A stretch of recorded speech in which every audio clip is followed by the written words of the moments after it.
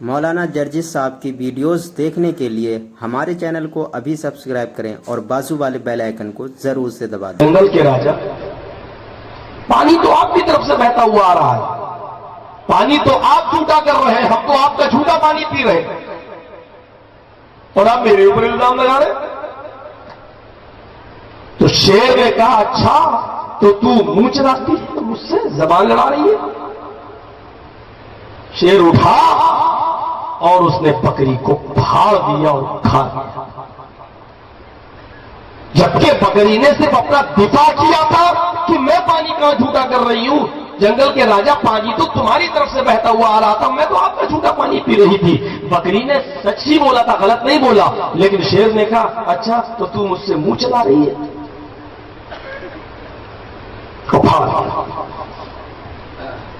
حق بات بولنا اور سچ کہنا یہ بھی ہمارے منہ چلانے کی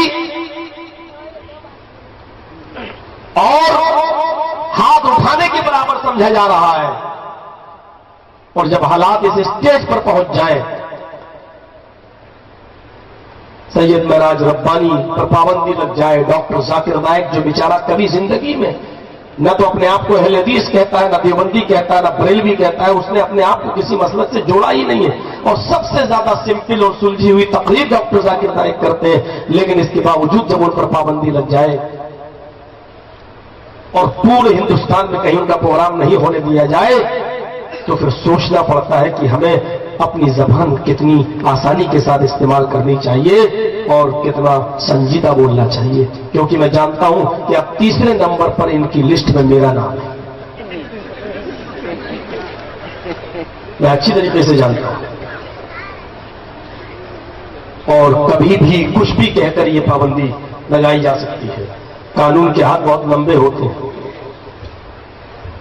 ہم سے کہا جائے گا کہ آپ چپ کیس کر سکتے ہو، آپ قانون سے کا سہارا لے سکتے ہو، لیکن مجھے معلوم ہے کہ قانون یا عدالت میرے حق میں فیصلہ بھی کرے گی اور مجھے باعزت بری بھی کرے گی، تو شاید اس کو بھی 20 سال لگ جائیں، تب تک ہم کسی کام کے نہ رہیں۔ بہت کچھ سوچنا پڑتا ہے، صرف آپ کی مرضی کو دخل نہیں ہوتا ہے، ہر آدمی یہ چاہتا ہے کہ مولانا صاحب آج یہ بات کہہ دیں، اور موبائل بند کرنا میری مجبوری ہو گئی ہے۔ مولوی صاحب آج اس موضوع پہ بول رہے ہیں، ایک نے کہا مولوی صاحب ذرا میاں بیوی کے بارے میں بول دیجیے گا، میں نے کہا شاید تو اپنی بیوی سے زیادہ پریشان ہے۔ یہ صورتحال ہے کہ ایک موبائل کھولو تو 20 طریقے کے لوگ 20 موضوع دیتے ہیں، اور ہر آدمی یہ چاہتا ہے کہ میری بات رہ جائے کسی طریقے سے، اور یہ آپ جانتے ہیں کہ ہر آدمی کی بات ہم نہیں رکھ سکتے ہیں، اور 50 آدمی 50 قسم کی بات کہیں جو تقریروں میں نہیں کہی جا سکتی۔ اللہ تبارک و تعالیٰ نے جناب محمد رسول اللہ صلی اللہ علیہ وسلم کے اوصاف حمیدہ بیان کیے ہیں، سنیے۔ یا ایھا النبی انا ارسلناک شاہدا ومبشرا ونذیرا وداعیا الی اللہ باذنہ وسراجا منیرا۔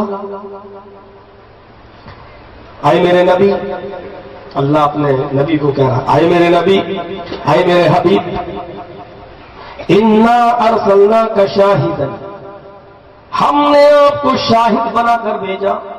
شاہد پہلا وصف، اس آیت میں 5 وصف بتائے گئے۔ اے میرے نبی، ہم نے آپ کو شاہد بنا کر بھیجا ہے، گواہ بنا کر، شاہد بنا کر بھیجا ہے۔ ومبشرا، اور اے نبی ہم نے آپ کو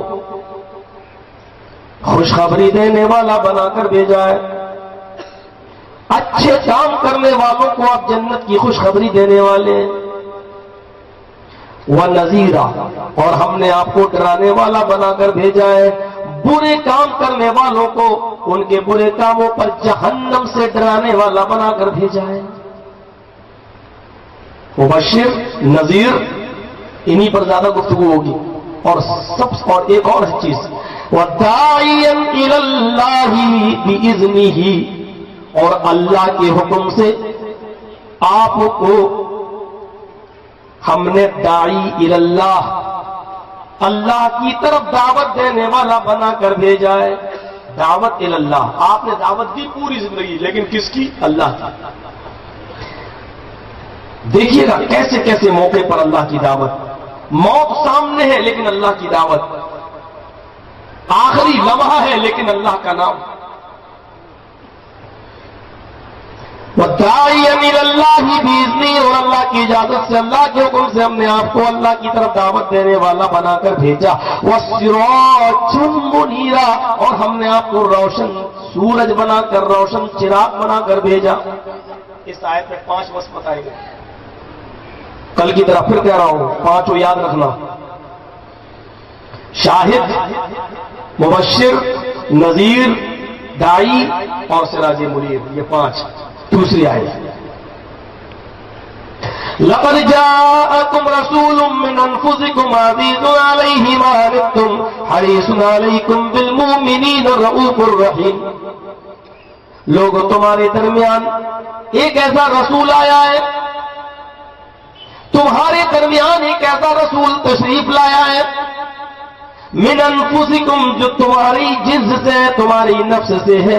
تم انسان ہو، وہ بھی انسان ہے، تم کھاتے پیتے ہو، وہ بھی کھاتا پیتا ہے، تم چلتے پھرتے ہو، وہ بھی چلتے پھرتے ہیں، تم بیمار ہوتے ہو، وہ بھی بیمار ہوتے ہیں، تم علاج کرتے ہو، وہ بھی علاج کراتے ہیں، تمہیں بیوی بچوں کی ضرورت پڑتی ہے، انہیں بھی پڑتی ہے، تمہاری بیویاں، اس کی بھی بیویاں، تمہارے بچے، اس کے بھی بچے، تمہیں خوشی ہوتی ہے، اس کو بھی خوشی پہنچتی ہے، تمہیں غم پہنچتا ہے، اس کو بھی غم پہنچتا ہے۔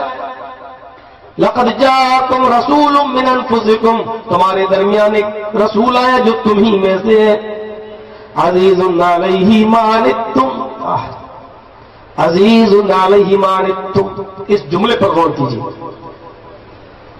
تمہیں جو تکلیف پہنچتی ہے، تمہیں جن چیزوں سے تکلیف پہنچتی ہے، ان چیزوں سے وہ چیزیں اس کے اوپر شاد گزرتی ہیں، تمہاری تکلیف وہ اپنی تکلیف تصور کرتا ہے، تمہیں تکلیف پہنچتی ہے، تمہاری تکلیف کو وہ اپنی تکلیف محسوس کرتا ہے۔ عزیز علیہ ما عنتم، بالفاظ دیگر، پورب میں رہنے والے کسی آدمی کے پیر میں اگر کانٹا چبھتا ہے تو محمد الرسول اللہ اس آدمی کا درد اپنے دل میں محسوس کرتے ہیں۔ تمہارا درد وہ اپنا درد سمجھتا ہے۔ حریص علیکم بالمؤمنین، تمہیں جن چیزوں سے فائدہ پہنچتا ہے اس کو خوشی ہوتی ہے، وہ تمہارے فائدے کا بڑا حریص ہے، تمہارے فائدے کے لیے بڑا کوشاں ہے، تمہارے فائدے کے لیے بڑا لالچی ہے، وہ چاہتا ہے کہ تمہیں دنیا میں بھی فائدہ پہنچے اور آخرت میں بھی فائدہ پہنچے، دنیا میں بھی تم نیک عمل کرو اور آخرت میں بھی تم جنت میں جاؤ۔ حریص علیکم بالمؤمنین رؤوف الرحیم، مہربان تو وہ سب کے اوپر ہے، رحمت للعالمین تو وہ ساری کائنات کے لیے ہے، لیکن مومنوں کے ساتھ بالمؤمنین رؤوف الرحیم، لیکن مومنوں کے لیے اس کی رحمت کچھ اور ہی ہے، مومنوں کے اوپر اس کی خاص رحمت ہے، وہ خاص شفیق و مہربان ہے۔ یہ ایک ایک چیز اٹھائیے۔ پہلی چیز، ہم نے آپ کو شاہد بنا کر بھیجا، شاہد والی گواہ۔ جب ہم شاہد کے بعد مبشر پر، اور مبشر کے بعد جب ہم نذیر پر، اور نذیر کے بعد جب ہم داعی پر آئیں گے، اس وقت آپ دیکھیں گے داعی، دعوت اللہ، نبی اکرم نے دعوت جو اللہ کی طرف دی ہے، وہ اس میں کیسے کیسے مناظر ہیں، کتنے دردناک واقعات ہیں، اور نبی اکرم ایسی پوزیشن میں جہاں بڑے بڑے کلیجے اور دل پھیل جائے، وہاں نبی اللہ کی دعوت دی۔ جب دائی پر جب آئیں گے تب ہمارے اور آپ کے کلیجے بھی دہلیں گے۔ ابھی شاہد پر چلے، آئے نبی ہم نے آپ کو شاہد بنا کر بھیجا۔ شاہد کا معنی گواہ ہوتا ہے۔ اسی قرآن کی آیت سے ہمارے بہت سے مسلمان بھائی یہ نقطہ نکالتے ہیں کہ اللہ کے رسول پوری دنیا میں حاضر و ناظر ہے، شاہد ہے، گواہ ہے، قیامت کے دن گواہی دیں گے، اور گواہی وہی آدمی دیتا ہے جو موقع واردات میں موجود ہو۔ مثلا ہم نے کسی آدمی کو قتل ہوتے ہوئے دیکھا ہے اور ہم اس کے گواہ بن گئے کورٹ میں، تو جج ہم سے پوچھے گا اور ہمارا بیان لکھا جائے گا تو اس میں یہی کہا جائے گا، چشم دید گواہ، کیا تم موقع واردات میں موجود تھے؟ کیا تم نے اپنے آپ دیکھا ہے، اپنی آنکھ سے قتل؟ میں کہوں گا جی دیکھا ہے۔ آپ موقع واردات میں موجود تھے؟ جی تھا، تو میری گواہی مانی جائے گی، ایکسپٹ کی جائے گی۔ جو آپ کی موقع واردات میں موجود ہو تو اس کی گواہی نہیں مانی جائے گی۔ تو اللہ کے رسول کو گواہ کہا اللہ تعالیٰ نے، قیامت کے دن آپ اپنی امت کی گواہی دیں گے، آپ اپنی امت کی گواہی دیں گے۔ اس لیے ہمارے بھائی کہتے ہیں کہ اللہ کے رسول ہر وقت موجود ہیں۔ اگر ہر وقت موجود نہ ہو تو گواہی کیسے دے سکتے ہیں؟ دلیل تو لائے تھے کہیں سے پکڑ کے ایک آدمی، اور اچھی دلیل لائے تھے، لیکن کوشش ناکام رہی۔ اس لیے کہ ہر گواہی کے لیے گواہ کا موقع واردات میں ہونا ضروری نہیں ہوتا ہے۔ میں پوچھتا ہوں کہ آپ بھی گواہی دیتے ہیں اور ہم بھی گواہی دیتے ہیں، اشہد ان لا الہ الا اللہ، میں گواہی دیتا ہوں کہ اللہ کے علاوہ کوئی معبود نہیں۔ تو کیا آپ نے اللہ کو دیکھا ہے؟ اور جب دیکھا نہیں ہے تو پھر آپ گواہی کیسے دیں گے؟ وَأَشْهَدُ أَنَّ مُحَمَّدًا عَبْدُهُ وَرَسُولُهُ، میں گواہی دیتا ہوں کہ محمد صلی اللہ علیہ وسلم اللہ کے بندے اور اس کے رسول ہیں۔ آپ گواہی دے رہے ہیں کہ اللہ کے رسول اللہ کے بندے اور اس کے رسول ہیں۔ آپ نے گواہی دی۔ میں پوچھتا ہوں کہ آپ موقع واردات میں موجود تھے کہ آپ نے نبی اکرم کو اپنی آنکھوں سے دیکھا ہے؟ جب آپ تھے ہی نہیں موجود اور آپ نے دیکھا ہی نہیں تو آپ گواہی کس بنیاد پر دے رہے ہیں؟ ہر گواہی کے لیے موقع واردات پہ ہونا ضروری نہیں ہے، بلکہ شخصیت پر بھی اعتبار کیا جاتا ہے۔ مجھے یاد ہے وہ واقعہ، انسائکلوپیڈیا آف برٹانیکا میں لکھا ہے، اسی ہندوستان کے اندر جب انگریزوں کی حکومت تھی تو ایک جگہ ہندو اور مسلمان کا بہت تیز جھگڑا ہو گیا۔ برٹش جج کے سامنے ان دونوں کے جھگڑے کو نپٹانے کا بہت موقع نہیں مل پایا، نہ وہ سمجھ پایا کہ یہ زمین کا جھگڑا، ہندو کہتے ہیں میری، مسلمان کہتے ہیں میری، زمین کو کس کو دے؟ تو آخر جج نے یہ کہا کہ کوئی ایسی شخصیت ہے تم لوگوں میں، ہندو اور مسلمان دونوں میں مسلم ہو، اور دونوں ہی لوگ یہ کہتے ہیں کہ ہاں ہم اس کی بات ماننے کے لیے تیار ہیں، تو ہندوؤں کی طرف سے ایک نام پیش کیا گیا کسی مسلمان بزرگ کا کہ ہاں وہ آدمی اس زمین پر گواہ ہے، وہ جانتا ہے کہ یہ زمین کس کی ہے، اگر وہ آدمی گواہی دے دے گا تو ہندوؤں نے کہا اس مسلمان کے بارے میں ہم اس کی گواہی مان لیں گے۔ مسلمانوں سے پوچھا جج نے، برٹش جج نے، انگریز جج نے، کیا تم اس مسلمان بزرگ کی گواہی ماننے کے لیے تیار ہو؟ مسلمانوں نے کہا ہاں ہم بھی اس کی گواہی مان لیں گے۔ ہندوؤں نے بھی کہا ہم اس مسلمان بزرگ کی گواہی مان لیں گے۔ مسلمانوں نے کہا ہم بھی ماننے کے لیے تیار ہیں، لیکن صاحب اس نے تو یہ قسم کھائی ہے کہ اپنی زندگی میں کبھی انگریز کا منہ نہیں دیکھیں گے، چہرہ نہیں دیکھیں گے۔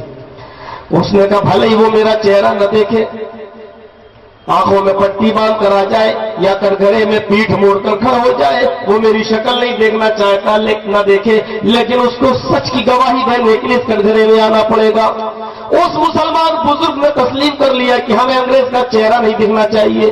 اس کو الٹا لایا گیا اور اس کو چہرے پر پٹی باندھ کر اس کو کٹگرے میں کھڑا کر دیا گیا، اور جب اس مسلمان بزرگ کو کٹگرے میں کھڑا کیا گیا اس نے صاف طور پہ کہا انگریز میں نے قسم کھائی ہے کہ میں زندگی بھر کسی انگریز کا چہرہ نہیں دیکھوں گا، بس میں تیرا چہرہ نہیں دیکھنا چاہتا، رہا گواہی کا مسئلہ کہ یہ زمین ہندوؤں کی ہے مسلمان کی ہے تو میں گواہی دیتا ہوں، میں موجود تھا، میں گواہی دیتا ہوں اس بات کی کہ یہ زمین ہے کہ ہندو بھائیوں کی ہے، مسلمانوں کا اس زمین سے کوئی بھی لینا دینا نہیں ہے۔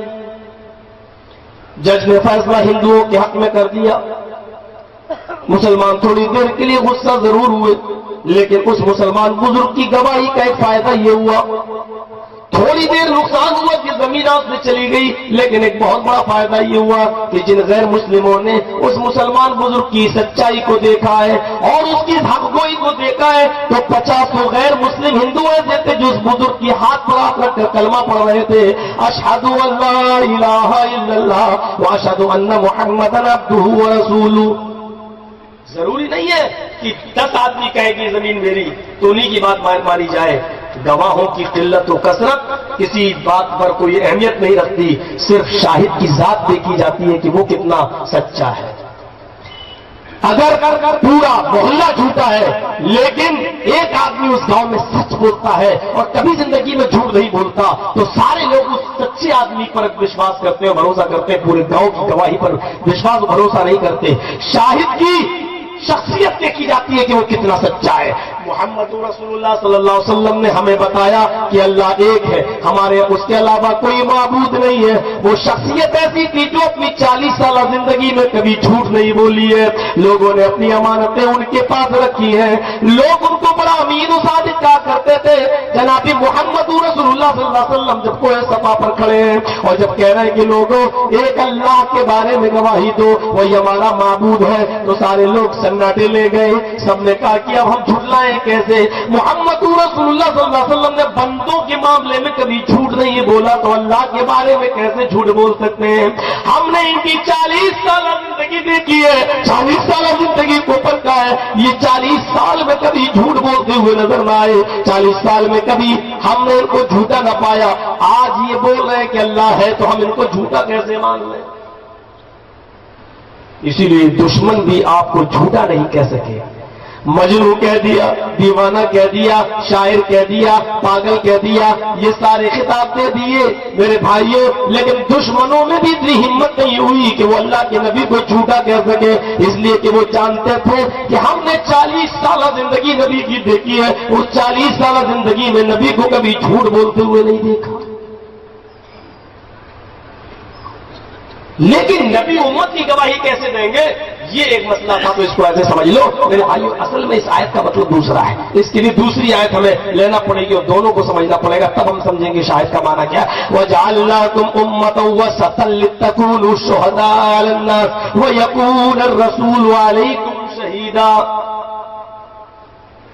یہ ہے اے امت محمدیہ، ہم نے تمہیں امت وسط بنایا ہے، اے مسلمانوں ہم نے تمہیں درمیانی امت بنایا ہے۔ دیکھیے یہ امت وسط ہے، درمیانی امت ہے، اس امت کے اندر نہ تو بہت زیادہ سختی ہے اور نہ بہت زیادہ نرمی ہے، یہ امت وسط ہے، اور پورا اسلام وسطیت سے بھرا پڑا ہے۔ آپ تاریخ اٹھا کر دیکھ لو، شریعت اٹھا کر دیکھ لو، پورا اسلام وسطیت سے بھرا ہے۔ کھانے پینے میں بھی وسط ہونا چاہیے، اعتدال۔ قرآن یہاں سے شروع کرتا ہے، کلوا واشربوا ولا تسرفوا، خوب کھاؤ خوب پیو لیکن حد سے آگے مت بڑھو۔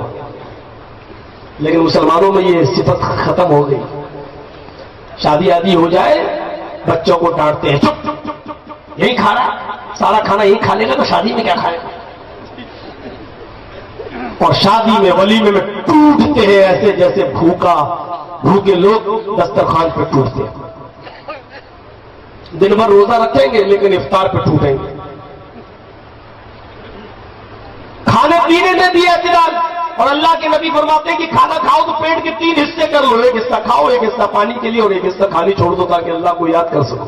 لیکن کھانے پینے میں بھی وسطیت، یہ نہیں کہا ٹھوس لو بھر لو پیٹ میں 3 حصے اور پھر سو جاؤ کھر کھر لو ساڑ کی طرح اور ٹریکٹر اور جنریٹر کی طرح، یہ نہیں کہا۔ چلنے پھرنے میں بھی اعتدال، ایسی چال مت چلو کہ تکبر چھلکے۔ حضرت لقمان نے کہا تھا اپنے بیٹے سے، یا بنیا لا تمشی فی الارض مرحا، میرے بیٹے زمین میں اکڑ کے مت چلو۔ چلنے میں بھی اعتدال، کھانے پینے میں بھی اعتدال، شادی بیاہ میں بھی اعتدال۔ فرمایا سب سے زیادہ بابرکت شادی وہ ہے جس میں خرچہ سب سے کم ہو، جس شادی میں کم خرچ ہوگا، اور جتنا کم خرچ ہوگا وہ شادی اتنی بابرکت ہوگی۔ اس کا الٹا مفہوم نکالو، اس کا الٹا مطلب نکالو تو کیا نکلے گا؟ جس شادی میں سب سے زیادہ پیسہ خرچ ہوگا، جتنا زیادہ پیسہ خرچ ہوگا وہ شادی برکتوں سے اتنی خالی ہوگی۔ عبادت میں بھی اعتدال، رات بھر نماز پڑھنے سے منع کر دیا، نہیں رات بھر نماز نہیں پڑھ سکتے ہو، آنکھ کا بھی حق ہے، بیوی کا بھی حق ہے، جسم کا بھی حق ہے۔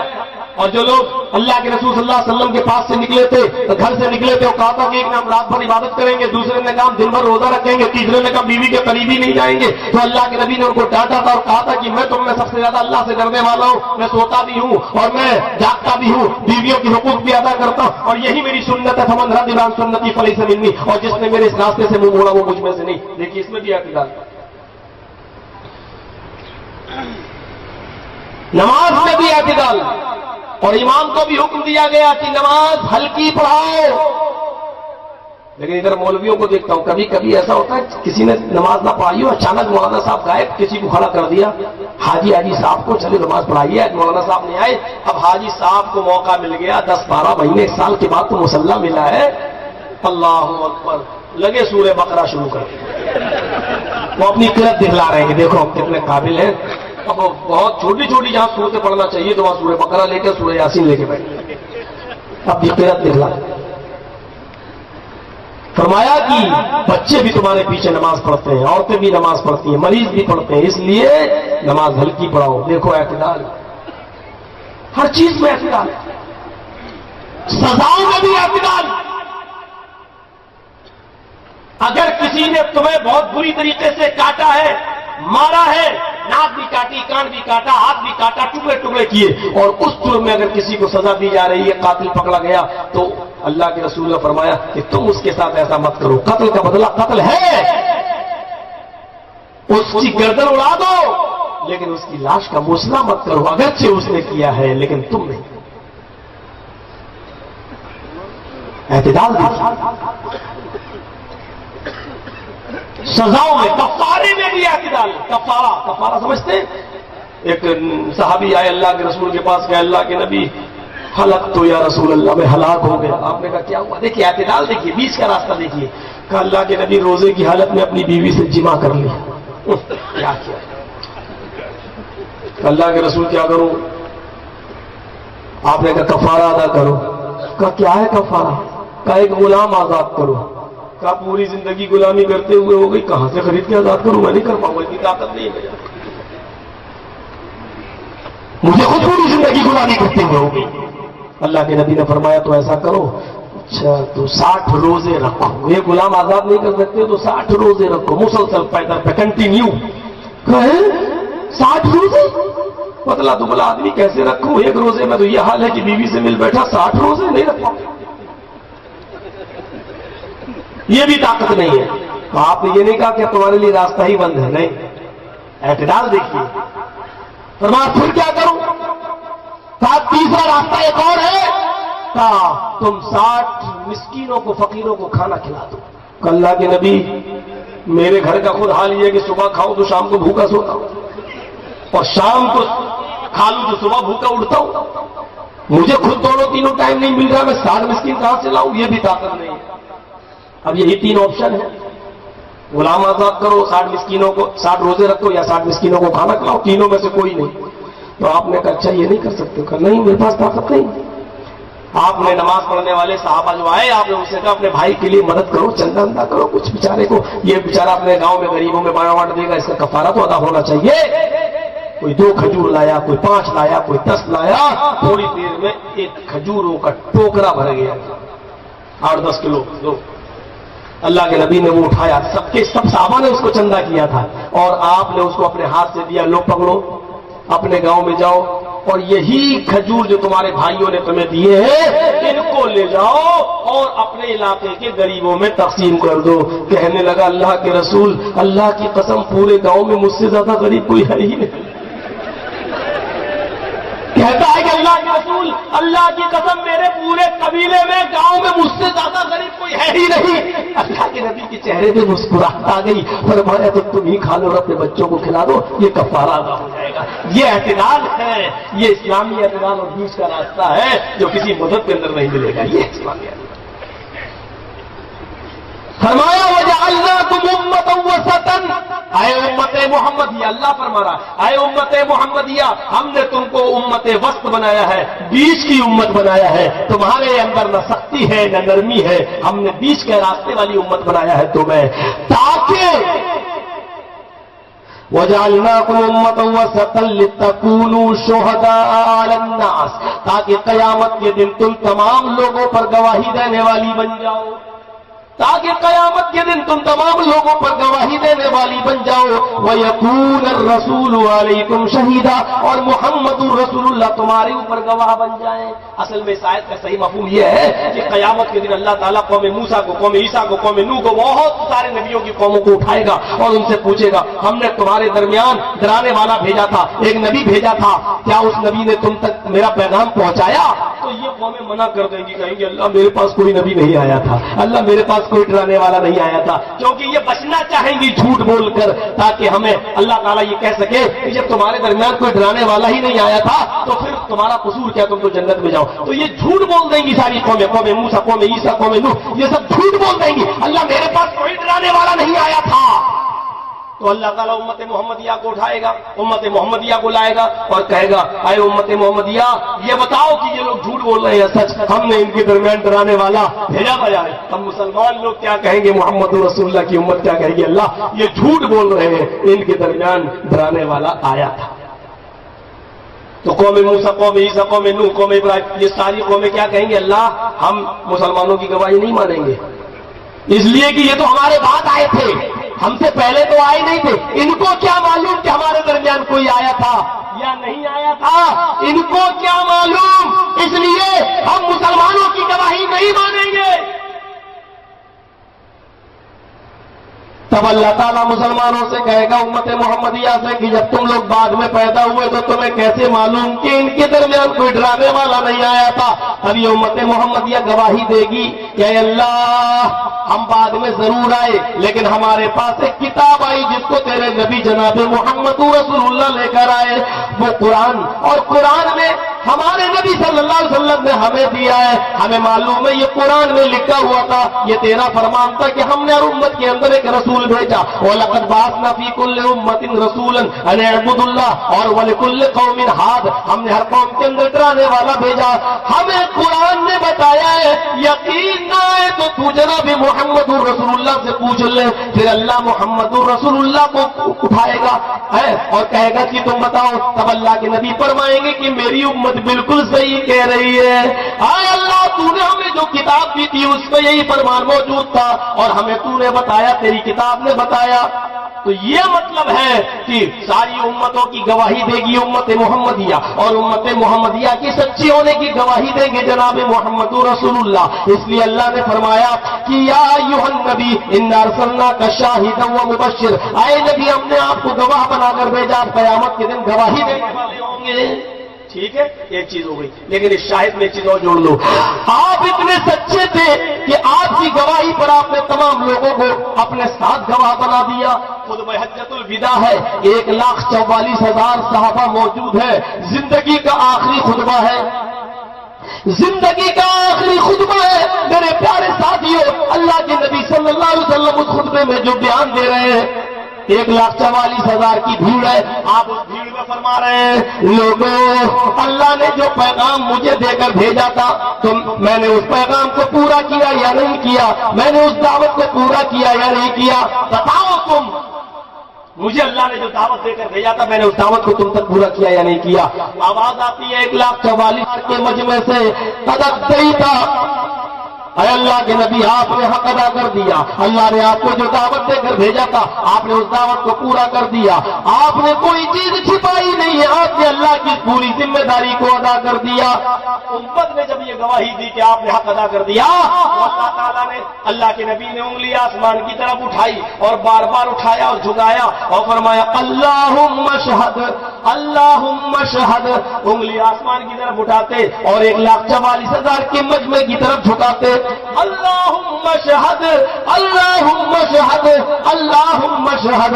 اے اللہ میری امت گواہی دے رہی ہے، میں نے کوئی چیز چھپائی نہیں جو تو نے دے کر بھیجا تھا. قیامت کے دن اور لوگوں کی امتوں کی طرح یہ امت بھی جھوٹ نہ بول دے، اس لیے میری امت پر تو بھی گواہ بن جا، میری امت پر تو بھی گواہ بن جا، میری امت پر تو بھی گواہ بن جا. اس شاہد نے اپنی پوری امت کی شہادت لے لی اور پوری امت کو بھی شاہد بنا دیا، گواہ بنا دیا اپنی گواہی پر اور اپنی دعوت. یہ تھا شاہد. ایک پوائنٹ چلیے ختم. دوسرے پائیے یا ایھا النبی انا ارسلناک شاہدا ومبشرا ونذیرا، اے نبی ہم نے آپ کو شاہد بنا کر بھیجا، ومبشرا اور خوشخبری دینے والا، اچھے کام کرنے پر جنت کی خوشخبری دینے والا بنا کر بھیجا۔ اس میں 8-10 پوائنٹ ہیں، ذرا نوٹ کیجئے گا۔ خوشخبری دیکھیے کیسی، آپ نے اچھے کاموں پر خوشخبری سنائی۔ اب مبشر ہے، دیکھیے مبشر کا معنی خوشخبری دینے والا۔ خوشخبری دینے والا خوشخبری کیسے دے رہا؟ من قال لا الہ الا اللہ دخل الجنہ، جس نے اپنی زبان سے لا الہ الا اللہ کا وہ جنت میں داخل ہوگا۔ کیا مطلب؟ کچھ بھی کرتے رہو، جس نے لا الہ الا اللہ کہا وہ جنت میں داخل ہو۔ ایک حدیث اور آتی ہے، اللہ کے نبی نے فرمایا لا الہ الا اللہ مفتاح الجنہ، لا الہ الا اللہ جنت کی چابی ہے۔ صحابہ بھی بہت پریتتے تھے، پوچھتے تھے بار بار جب کوئی چیز سمجھ میں نہیں آتی تھی۔ اللہ کے نبی سے صحابہ کہنے لگے اللہ کے رسول جب لا الہ الا اللہ ہی جنت کی چابی ہے تو اس کا مطلب یہ کہ یہ چابی تو میرے پاس آلریڈی موجود ہے، ہم نے تو کلمہ پڑھا لا الہ الا اللہ، جب یہ چابی موجود ہے تو ہم تو تالا کھولیں گے اور جنت میں داخل ہو جائیں گے۔ اللہ کے نبی نے فرمایا لا الہ الا اللہ مفتاح الجنہ لیس لہ اسنان، لا الہ الا اللہ جنت کی چابی تو ہے لیکن دندانے نہیں۔ چابی میں گٹر ہوتے ہیں نا، ہر چابی میں گٹر ہوتے ہیں، ریتی سے دانے بنا دیے جاتے ہیں اس میں، جب تک وہ گٹر نہیں ہوں گے تالا نہیں کھلے گا۔ سمپل پلین چابی سے تالا نہیں کھلتا، گٹر جب تک نہیں ہوں گے تالا نہیں کھلے گا۔ اللہ کے نبی نے فرمایا لا الہ الا اللہ جنت کی چابی تو ہے لیکن دندانے نہیں ہے، اس چابی دندانے بنانا پڑیں گے۔ اللہ کے رسول چابی دے دی تو دانے بھی دے دیجئے۔ اللہ کے نبی فرماتے ہیں اس کے دندانے ہیں اقام الصلاۃ وایتاء الزکاۃ وصوم رمضان والحج، نماز قائم کرو، زکات کا ادا کرنا اور حج کرنا اور رمضان کے روزے رکھنا، یہ اس کے دندانے ہیں، یہ کرنا پڑیں گے۔ جب تک یہ دندانے نہیں ہوں گے تالا نہیں کھلے گا۔ نبی اکرم صلی اللہ علیہ وسلم خوشخبری دیتے ہیں کہ جس نے لا الہ الا اللہ پڑھا، مطلب یہ ہے کہ جس کی موت توحید پر ہوئی وہ جنت میں داخل ہوگا۔ دوسرا پوائنٹ دیکھیے، اللہ کے نبی فرماتے میری امت کے 70,000 افراد بغیر حساب و کتاب کے جنت میں داخل ہوں گے۔ میری امت کے 70,000 افراد بغیر حساب و کتاب کے جنت میں داخل ہوں گے۔ صحابہ نے پوچھا اے اللہ کے رسول وہ کون لوگ ہیں جو 70,000 ہیں اور بغیر حساب و کتاب کی جنت میں داخل ہوں گے؟ دیکھیے خوشخبری سنا رہے ہیں، بغیر حساب و کتاب کی جنت میں داخل ہونے والے وہ کون لوگ ہیں؟ فرمایا الذین هم لا یتطیرون ولا یقطعون ولا یسترقون، بخاری شریف کے الفاظ ہیں۔ اللہ کے نبی فرماتے ہیں بغیر حساب و کتاب کی جنت میں جانے والے یہ لوگ کون ہوں گے؟ الذین هم لا یتطیرون، جو بدشگونی نہیں لیتے ہوں گے۔ بدشگونی کا مطلب آج جیسے مان لیجیے سنڈے ہے، اتوار، ہم نے کوئی کام کیا بگڑ گیا، اگلے سنڈے کو پھر کیا پھر بگڑ گیا، پھر اگلے سنڈے کو کیا پھر بگڑ گیا، اب سنڈے کو کام ہی نہیں کروں گا، بگڑتا۔ سنڈے کا دن بڑا منحوس دن ہے، اس دن کام ہی نہیں کروں، یہ بدشگونی۔ جیسے وہ حاجی صاحب حج کرنے جا رہے ہوں، راستے سے بلی گزر گئی، بھاگ آئے واپس، بیوی نے پوچھا کیا ہوا؟ کہ بلی راستہ کاٹ دی، نہیں آئیں گے حج کرنے۔ یہ بدشگونی۔ عرب کے لوگ ایک پرندہ اپنے پاس رکھتے تھے اور کوئی کام کرنا ہوتا تھا تو اس کو اڑاتے تھے، اگر وہ داہنی طرف جاتا تھا تو وہ کام کرتے تھے اور بائیں طرف چلا گیا، الٹے سائڈ چلا گیا تو وہ کام نہیں کرتے تھے۔ وہ کہتے تھے پرندہ اگر دائیں طرف گیا تو یہ اچھی فعل ہے، اچھا کام ہوگا میرا، اور وہ الٹی طرف چلا گیا تو کہتے تھے نہیں نہیں نہیں یہ کام گڑبڑ ہوگا، نہیں کرے۔ یہ ہے بدشگونی۔ جیسے غیر مسلموں میں ناریاں وغیرہ پھوڑا جاتا ہے۔ تو الذین هم لا یتطیرون، جو بدشگونی لیتے ہوں گے، جو بدشگونی نہیں لیتے ہوں گے، میری امت میں 70,000 افراد جنت میں جائیں گے، ان میں سے ایک آدمی یہ ہوگا۔ دوسرا کون ہوگا؟ لا یقطعون، جو اپنے جسم کو دگواتا نہیں ہوگا، داغنا۔ کبھی آپ نے دیکھا یا نشان خوب دگوایا جاتا ہے، لکھوایا جاتا ہے. عاشق اپنی معشوقہ کا نام لکھواتا ہے، کبھی دل پہ، کبھی سینے پہ، کبھی ہاتھ میں، اور چھاپ کبھی چھپائی ہوتی ہے جو صابن سے بھی نہیں رگڑے اور بار بار دھولیے تو دھلتا نہیں، وہ مٹتا نہیں ہے. یہی ہے داغ لگوانا، لکھنا، لکھوانا. انگریز لوگ زیادہ اپنے باہوں میں، ہاتھوں میں، پیروں میں لگوائے پھرتے ہیں، چھاپتے ہیں وہ. تو یہ ہے داغ لگوانا. لا یقطعون، جو داغ نہیں لگواتے ہوں گے اپنے جسم پر، جو بدشگونی نہیں لیتے ہوں گے، داغ نہیں لگواتے ہوں گے. تیسرا ولا یسترقون، اور جو جھاڑ پھونک نہیں کرتے ہوں گے. جھاڑ پھونک قرآن کی آیتوں سے منع نہیں ہے. کوئی مریض کو آپ اپنے سامنے بٹھائیے، سورہ فاتحہ وغیرہ پڑھ کے، سورہ بقرہ کا رکوع پڑھ کے، آیت الکرسی، قل اعوذ برب الفلق، قل اعوذ برب الناس وغیرہ پڑھ کے آپ دم کر سکتے ہیں، جائز تو ہے. لیکن کوئی بیمار آدمی، اس کو لوگ بار بار کہے جاؤ دم کرا لو، اور وہ کہتا ہے نہیں، ہم قرآن کی آیتیں بھی پڑھ کے دم نہیں کرائیں گے، اللہ نے مجھے بیمار کیا ہے، اللہ ہی مجھے شفا دے گا، اور وہ اپنی اس بیماری کو اللہ کے سپرد کر دے اور جھاڑ پھونک بھی نہ کروائے، تو یہ زیادہ افضل ہے، زیادہ بہتر ہے. یاد رکھیے، قرآن کی آیتیں پڑھ کے دم کرنا جائز ہے، لیکن بیماری کو اللہ کے بھروسے پر چھوڑ کر جھاڑ پھونک نہ کرانا یہ زیادہ افضل ہے. آپ نے فرمایا کہ یہ لوگ بغیر حساب و کتاب کے جنت میں جائیں گے. ایک صحابی اٹھے، نام ہے ان کا عکاشہ، صحابی اٹھے، نام ہے ان کا عکاشہ، کہنے لگے اے اللہ کے نبی میرے لیے دعا کیجئے کہ اللہ ان 70,000 لوگوں میں مجھے بھی کر دے.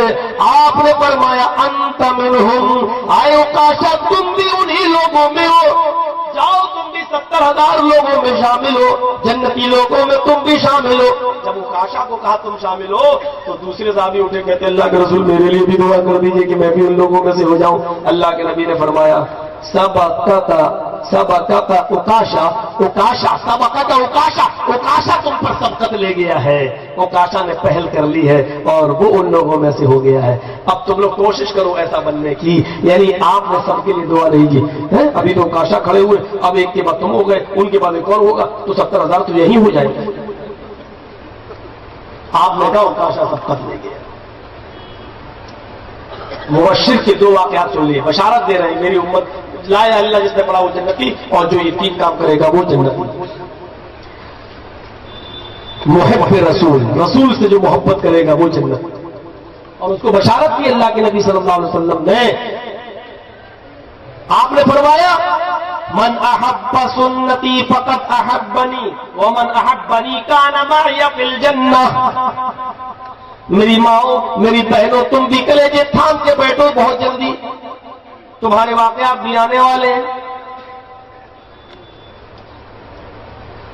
بیچاری آئی ہوں گی بن ٹھن کرا جلسوں میں، بھائی جلسہ ہو یا اس میں بڑے فائدے ہوتے ہیں. اور آتی ہیں بیچاری نئے نئے سوٹ ووٹ پہن کر، ایک سال سے تیاری کرتی ہے، اور جلسوں میں بھی آتی ہیں تو کپڑے دکھانے، چپل دکھانے، دیکھ میرا سوٹ اتنے کا، تیرا کتنے کا، چپل کتنے کی. اچھا یہ میچ کھا رہی ہے، چپل بھی ویسی ہے، کپڑا بھی ویسا، اور لپسٹک بھی اسی رنگ کی. ان کو اسی سے فرصت نہیں ملتی بیچاری. اللہ کے نبی نے فرمایا من احب سنتی فقد احبنی، جس نے میری سنت سے محبت کی اس نے مجھ سے محبت کی.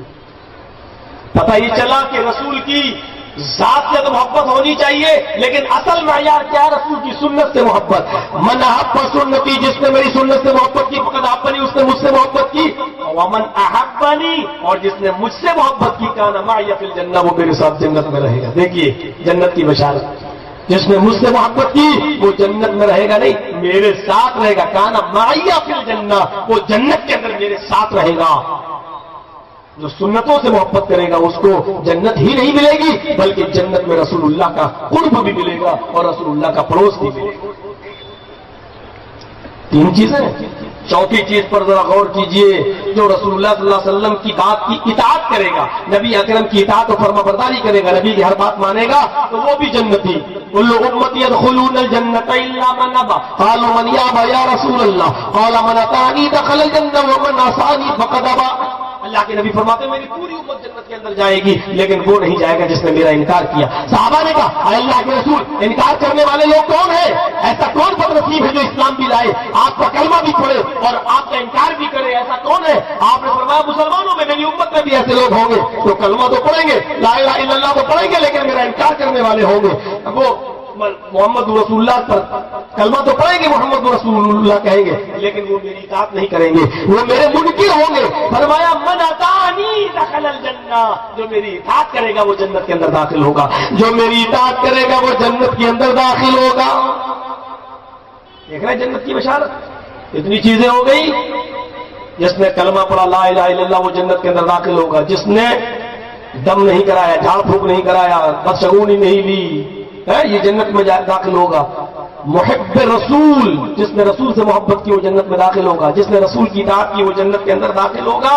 اور دیکھیے اللہ کے نبی صلی اللہ علیہ وسلم فرماتے ہیں جس نے ہر فرض نماز کے بعد آیت الکرسی پڑھی، دیکھیے جنت کی وجہ، جس نے ہر فرض نماز کے بعد آیت الکرسی پڑھی اور آیت الکرسی پڑھنے کے بعد سورہ اخلاص، قل اعوذ برب الفلق، قل هو اللہ احد اللہ الصمد لم یلد ولم یولد ولم یکن له کفوا احد، جس نے یہ پڑھا ہر فرض نماز کے بعد آیت الکرسی اور آیت الکرسی پڑھنے کے بعد سورہ اخلاص قل هو اللہ احد کی پوری سورت پڑھی، اللہ کے نبی فرماتے ہیں کہ وہ بھی جنتی، اس کو جنت میں جانے سے سوائے موت کی اور کوئی چیز نہیں روک رہی ہے۔ یہاں مرا ہوا جنت،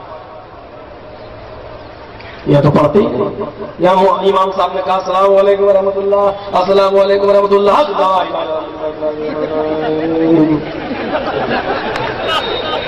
دعا ہو گئی 1 منٹ میں، پتہ نہیں اس نے امام نے بھی مانگ لی، مقتدیوں نے بھی مانگ لی، تو اس کو ضروری، نماز سے زیادہ ضروری اس کو سمجھا جاتا ہے۔ پتہ نہیں امام کی اور مقتدیوں کی دعا ایک ساتھ پوری ہو کیسے جاتی ہے، میری سمجھ میں نہیں آتا ہے۔ 2 منٹ میں سب کی ضرورتیں پوری ہو جاتی ہیں۔ امام بیچارہ کہہ رہا ہے کہ اللہ تعالیٰ میری شادی نہیں ہوئی، مجھے نیک بیوی عطا فرما، وہ کہتا آمین، فائدہ تو امام کا ہو رہا ہے، تیرا کیا ہو رہا ہے؟ مقتدیوں کا کیا فائدہ ہو رہا ہے؟ فائدہ تو امام کا ہو رہا ہے۔ اللہ مجھے بیماری ہے، مجے کینسر ہے، اللہ مجھے شفا دے، آمین، فائدہ تو بیچارے اس کا ہو رہا ہے جو دعا مانگ رہا ہے، وہ اپنے لیے مانگ رہا ہے، تم آمین آمین آمین آمین کہتے چلے جا رہے ہیں۔ یہ دعا کا کتنا مذاق اڑایا ہے، یہ دعا ہے؟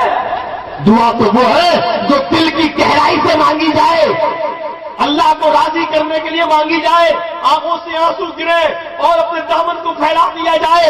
میرے بھائیوں، اس میں آدھا گھنٹہ بھی لگ سکتا ہے، 1 گھنٹہ بھی لگ سکتا ہے۔ آپ کی کچھ پرسنل چیزیں ہیں جو آپ سب کو بیان نہیں کر سکتے ہو، وہ آپ اور آپ کا رب جانتا ہے، اس لیے اس کو اپنے رب کے سامنے رکھ رہے ہو۔ مانگو 1 گھنٹہ 2 گھنٹہ دعائیں، لیکن تنہائی میں اکیلے میں 2 رکعت نفل پڑھو، سجدے میں جاؤ، مانگو اردو میں جتنی دعائیں مانگنا ہو۔ میرے پیارے ساتھیوں، دعاؤں کا مذاق مت اڑاؤ، یہ دعا کا مذاق اڑایا جا رہا ہے، دعا کا مذاق۔ ہر فرض نماز کے بعد جس نے آیت الکرسی پڑھی اور سورہ اخلاص پڑھی، اللہ کے نبی صلی اللہ علیہ وسلم فرماتے ہیں کہ اس کو جنت میں جانے سے سوائے موت کے اور کوئی چیز نہیں روک رہی ہے، وہ یہاں مرا وہاں جنت۔ لیکن اس سے صغیرہ گناہ معاف ہوں گے، کبیرہ نہیں۔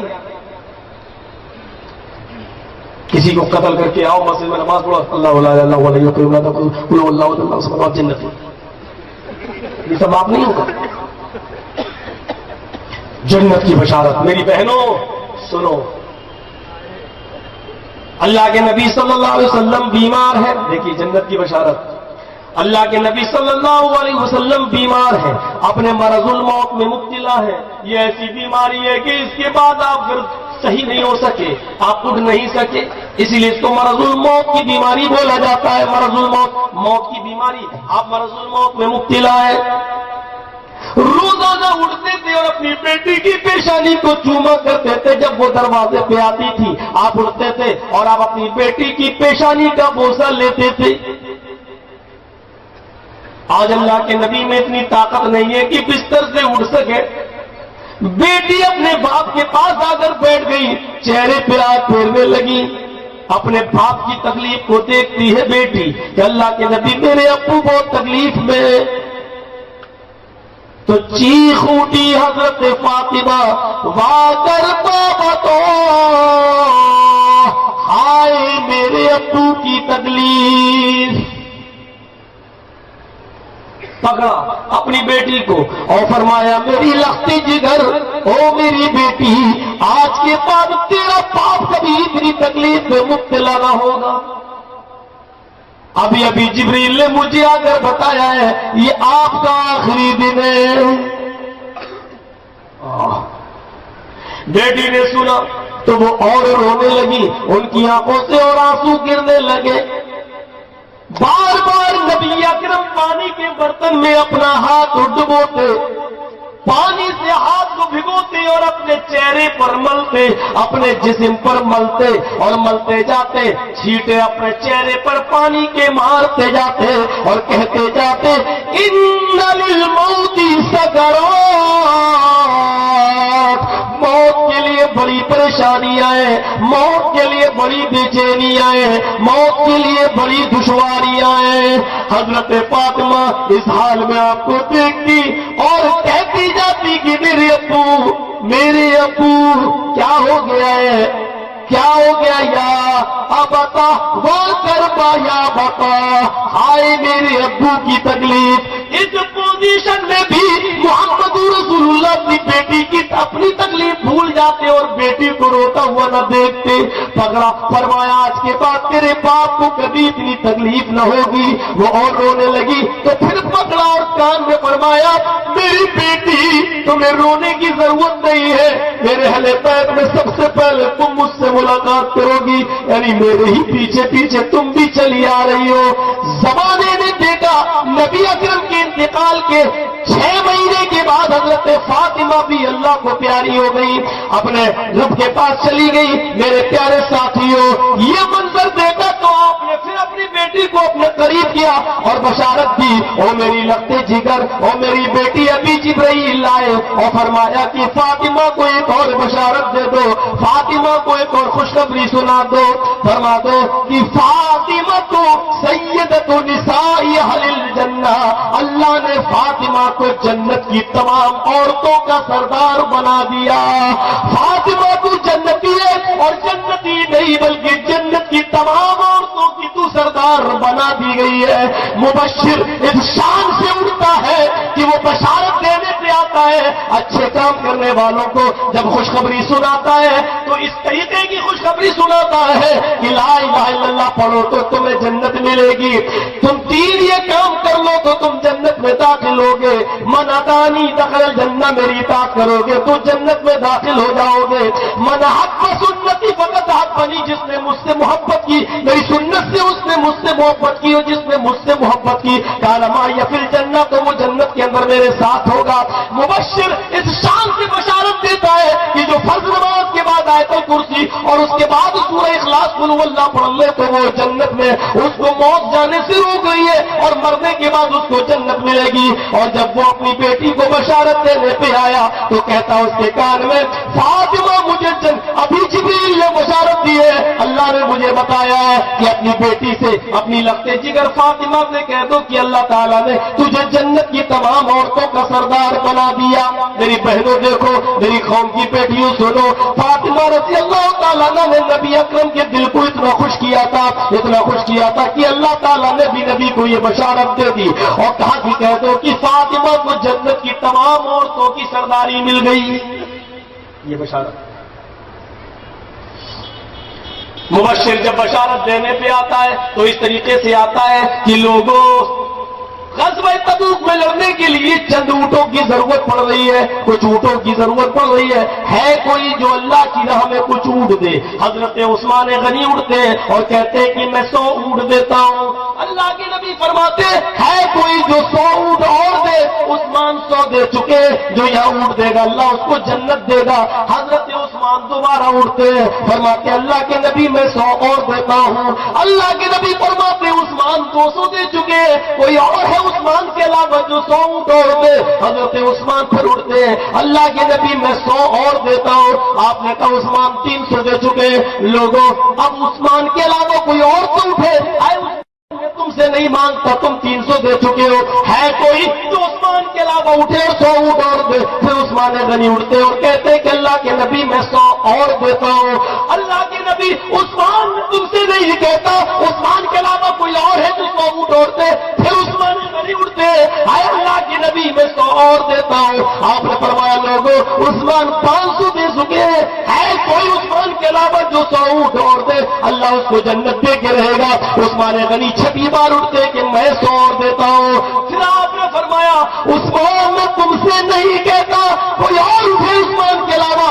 پھر 7 بار بھی عثمان غنی اٹھتے ہو، کہتے کہ اللہ کے نبی میں 100 اور دیتا ہوں۔ آپ کی ضرورت پوری ہو گئی، اتنے اونٹ آپ نے کہا بار بار بولوں گا تو عثمانی اٹھتے جائیں گے۔ آپ نے فرمایا لوگوں ابھی آسمان والے نے جبریل کو بھیجا میرے پاس، فرمایا عثمان کو خوشخبری سنا دو، آئے عثمان تمہاری 700 اونٹوں کی یہ قربانی اللہ کو اتنی پسند آئی کہ ابھی جبریل نے مجھ سے فرمایا کہ عثمان سے کہہ دو ما ذر عثمان ما ذر عثمان ما ذر عثمان ما عمل بعد اليوم قط۔ اے عثمان تجھے کوئی چیز نقصان نہیں پہنچا سکتی ہے۔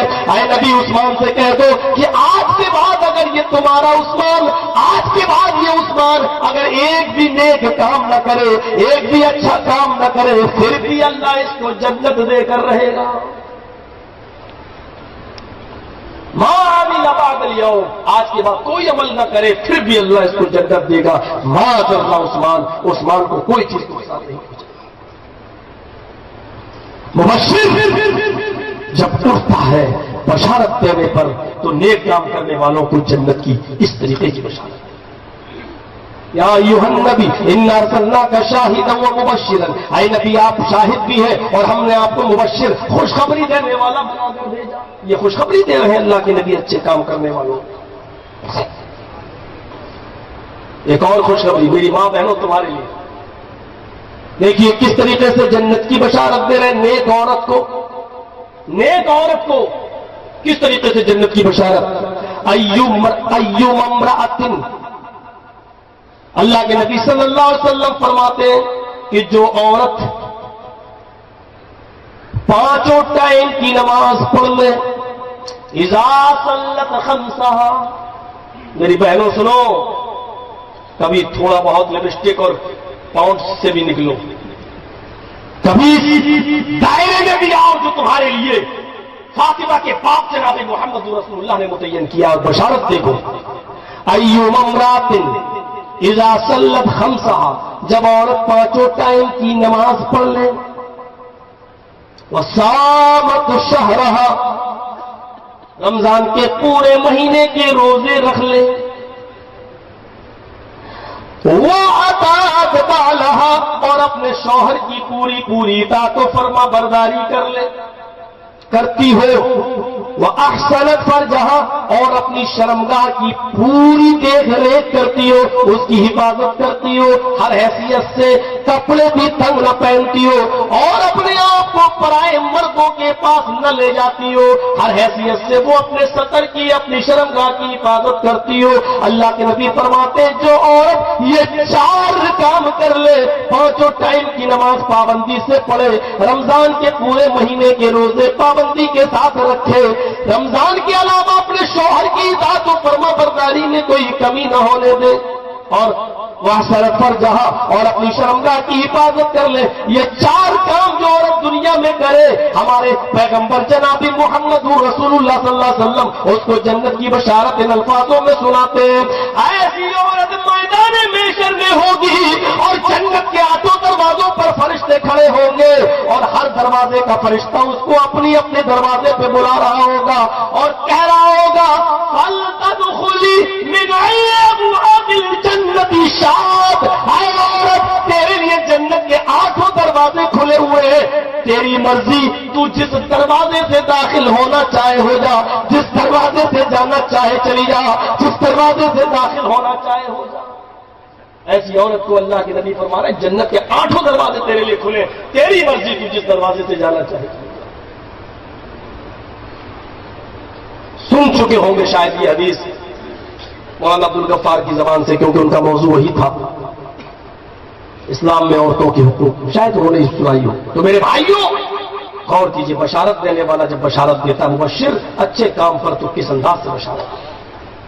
جاؤ، ایسی عورت کو جنت کی بشارت دی جا رہی ہے، تو جس دروازے سے داخل ہونا چاہے ہو جائے۔ جس نے اپنی آنکھوں سے اپنے باپ کو نہ دیکھا ہو اور جوانی میں بھی جس نے اپنی ماں کی شکل و صورت کا کوئی احساس نہ کیا ہو، پیدا ہوا ہو تو باپ کا چہرہ نہ دیکھا، اور جب 6 سال کا ہوا ہو تو ماں بھی چھوڑ کے چلی گئی ہو، اور عین اس موقع پر گئی ہو کہ جب ماں اپنی انگلی پکڑا کر محمد ابن عبداللہ کو، اپنے بیٹے کو اپنی ماں کے یہاں، نانا نانی کے یہاں، ماموں کے یہاں لے گئی ہو، اور 1-1.5-2 مہینہ رہنے کے بعد وہاں سے لوٹ کر آ رہی ہو، اور اس وقت محمد ابن عبداللہ کی عمر 6 سال ہو، اور راستے میں مقام ابوا پر رکی ہوئی ہو، اور کہہ رہی ہو بیٹے چلو میں تمہیں تمہارے ابو کی قبر دکھاؤں، چلو میں تمہیں تمہارے ابو کی قبر دکھاؤں۔ اور بیٹے نے کہا، وہ 6 سال کی عمر میں 6 سال کا بچہ کتنا بڑا ہوتا ہے، میرے بھائیو آپ اچھی طریقے سے جانتے ہیں، میں نے آج اپنے بچے کے لیے کچھ کپڑے خریدے، ہمیں معلوم ہے 6 سال کا بچہ کتنا بڑا ہے، میرا خود ایک بیٹا 6 سال کا، ہمارے سامنے یہ نظر ہے پوری، آپ کے اندر احساس ہوگا کہ 6 سال کا بچہ کتنا بڑا ہوگا۔ میری ماں سنو، تم سدھر گئی تو سماج سدھر جائے گا، تم بگڑ گئی اللہ کی قسم سماج رسوا و ذلیل ہو جائے گا۔ اس سماج کو تم سے جو تمہاری ضرورت ہے، اصلاح معاشرہ کے عنوان پر تم نے کانفرنس کری ہے، یہ جلسہ کیا ہے، معاشرے میں مرد اور عورت دونوں آتے ہیں، مردوں سے معاشرہ نہیں سدھرتا، معاشرے کو سدھارنے کا اصلی کردار عورت ادا کرتی ہے، اگر تم نے اصلی کردار ادا کیا تو سماج سدھر جائے گا۔ میری بہنوں تم اپنے 6 سال کے بچوں پر ذرا نظر ڈالنا اور دیکھنا، ماں جب مقام ابوا پر اپنے ماں کی یہاں سے آئی ہو، نانا نانی محمد کے نانا نانی کے گھر سے آ رہی ہو، اور اس نے کہا کہ چلو بیٹے میں تمہارے ابو کی قبر دکھلاتی ہوں، انگلی پکڑ کے وہ اپنے شوہر کی قبر پہ لے جا رہی ہے امینا، اور کہتی ہے بیٹے یہ ہے تیرے باپ کی قبر، یہ ہے تیرے باپ کی قبر، تیرا باپ اس قبر کے اندر ہے جو تجھے پیدا ہونے سے 2 مہینے پہلے ہی تجھے چھوڑ کے چلا گیا۔ اتنا کہہ سکی اور اس عورت کو اٹیک پڑتا ہے، محمد ابن عبداللہ کی ماں کو اٹیک پڑتا ہے، اور اسی مقام ابوا پر اپنے شوہر کی قبر کے پاس وہ بھی انتقال کر جاتی ہے۔ آمینہ بھی اس دنیا سے کوچ کر جاتی ہے، آمینہ کی بھی انتقال آمینہ کا بھی ہو جاتا ہے۔ 6 سال پہلے جس نے اپنے باپ کو نہ دیکھا ہو، اور جب 6 سال کا ہوا ہو تو اپنے باپ کی قبر کے بعد اس نے اپنی ماں کو بھی کھو دیا ہو، اس شخص سے پوچھو کہ یتیمی کیا ہوتی ہے، اس شخص سے پوچھو کہ یتیمی کیا ہوتی ہے، اور وہ یتیموں کی کفالت کرنے والا اور یتیموں کی پرورش کرنے والے کو کس انداز سے بشارت دیتا ہے، انا وکافل الیتیم فی الجنۃ کہاتین، لوگوں جنت کے اندر میں اور یتیم کی کفالت کرنے والا، یتیم بچوں کو پال پوس کر بڑا کرنے والا، انا وکافل الیتیم، یتیم بچوں کی پرورش کر کے ان کو پال پوس کر بڑا کرنے والا، جنت کے اندر میرے ساتھ اس طرح ہوگا، میرے ساتھ اس طرح ہوگا، کہاتین، جس طرح یہ دونوں انگلی آپس میں ملی ہوئی ہے، اللہ کے نبی نے اپنی دونوں انگلیوں کو ملا لیا، فرمایا اس طرح یہ ہوگا جنت میں میرے ساتھ جیسے یہ دونوں انگلی ملی ہوئی ہے۔ یتیمی پر اور یتیموں کی پرورش پر جنت کی بشارت، اس لیے کہ یتیمی کا سب سے زیادہ درد اللہ کے رسول کو ملا ہے، اور جس نے 6 سال کی عمر میں باپ اور ماں دونوں کو کھو دیا ہو، اس سے پوچھو دیکھو یتیم کیا ہوتا ہے. یتیموں کے مال پر ناجائز قبضے کرنے والوں, یتیموں کے مال کو ناجائز طور پر ہڑپ کرنے والوں, بچو یتیموں کی بددعاؤں سے کہ اللہ کے نبی نے فرمایا یتیم کی مال پر اور یتیم کی جائیداد پر جب قبضے کیے جاتے ہیں تو اس کی بددعا اور اللہ کے درمیان کوئی پردہ حائل نہیں ہوتا ہے. اللہ اس یتیم کی بددعا کو آتے ہوئے دیکھ کر کہتا فرشتوں راستے سے ہٹ جاؤ, یتیم کی بددعا میرے پاس آ رہی, اس کو ڈائریکٹ آنے دو, اس کو ڈائریکٹ آنے دو, اس کو تم لے کر مت آؤ, یہ میرے اور اس یتیم بندے کے درمیان ایک عہد و پیمان ہے, آنے دو, ہٹ جاؤ اس راستے سے. میرے پیارے ساتھیوں ذرا تصور کرو کہ یتیموں کی کفالت کرنے پر کس طریقے سے مبشر بشارت دے رہا ہے. انا وکافل الیتیم فی الجنۃ کہاتین, میں اور یتیم کی پرورش کرنے والا جنت میں ایسے ہوں گے جیسے یہ دونوں انگلی آپس میں ملی ہوں. 6 سال کی عمر میں کیا ہے, دادا عبد المطلب نے پرورش کی, 2 سال وہاں رہے اور دادا بھی چھوڑ کے چلے گئے. یتیم ہی نہیں ٹور رہے یتیم.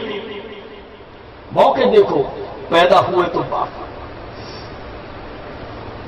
1-1.5 مہینے کے ہوئے دودھ پلانے والیاں دایا لوگ ڈھونڈ رہی ہیں, تلاش کر رہی ہیں کہ بچے مل جائیں.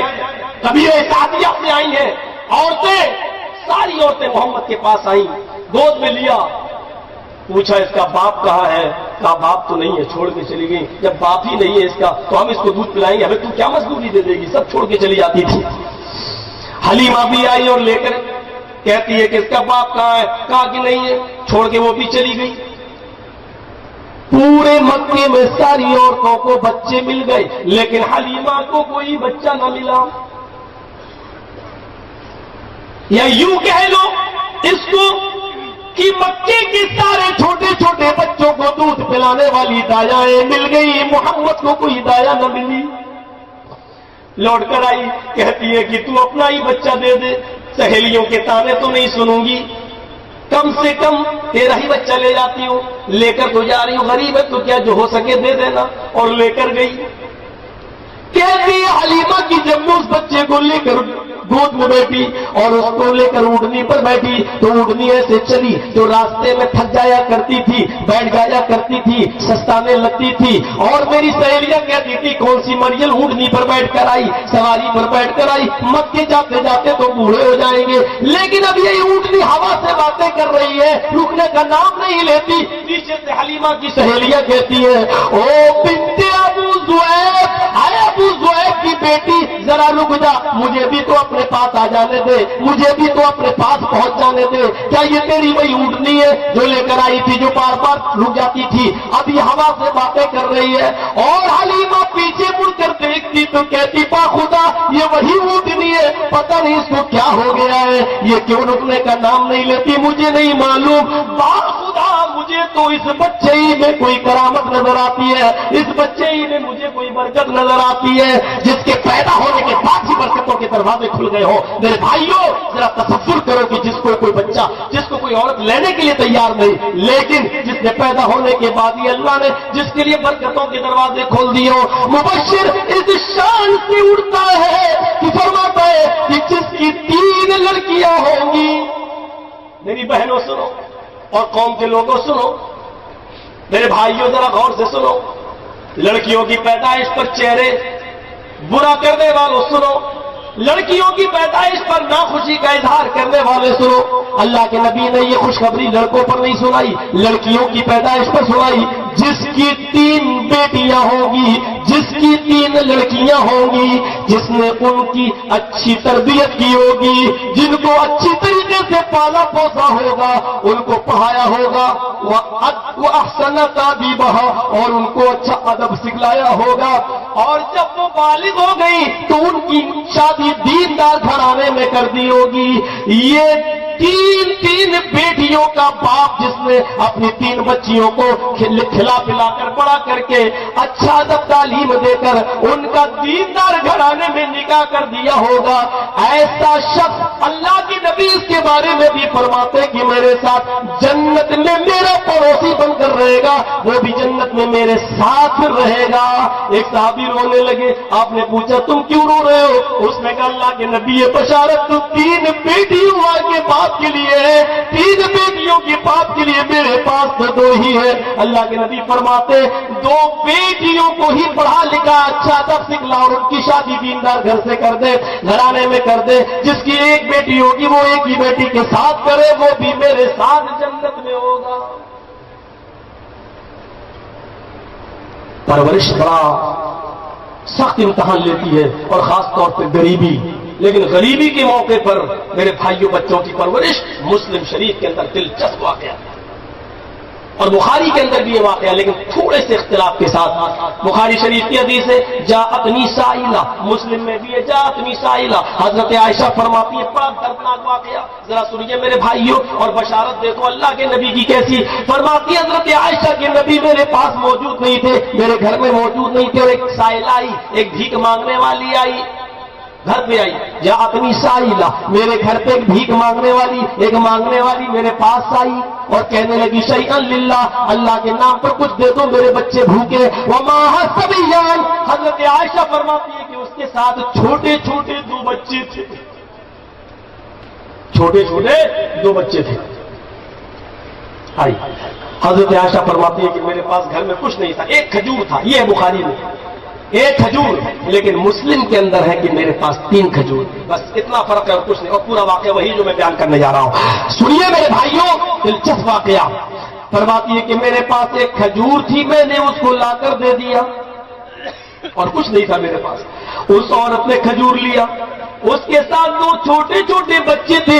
मैंने देखा उस औरत ने अब उस एक खजूर के 2 टुकड़े कर दिए, उस एक खजूर के 2 टुकड़े कर दिए। आधा टुकड़ा इस बच्चे को दे दिया और आधा अपने दूसरे बच्चे को दे दिया। ये तो है बुखारी। मुस्लिम में मेरे पास 3 खजूरें थी, मेरे पास 3 खजूरें थी, मैंने तीनों खजूरें उठाकर उस औरत को दे दी। उस औरत ने एक खजूर अपने इस बच्चे को दे दी, दूसरी खजूर अपने दूसरे बच्चे को दे दी, और एक खजूर जो बची उसने उसको अपने खाने के लिए रख ली।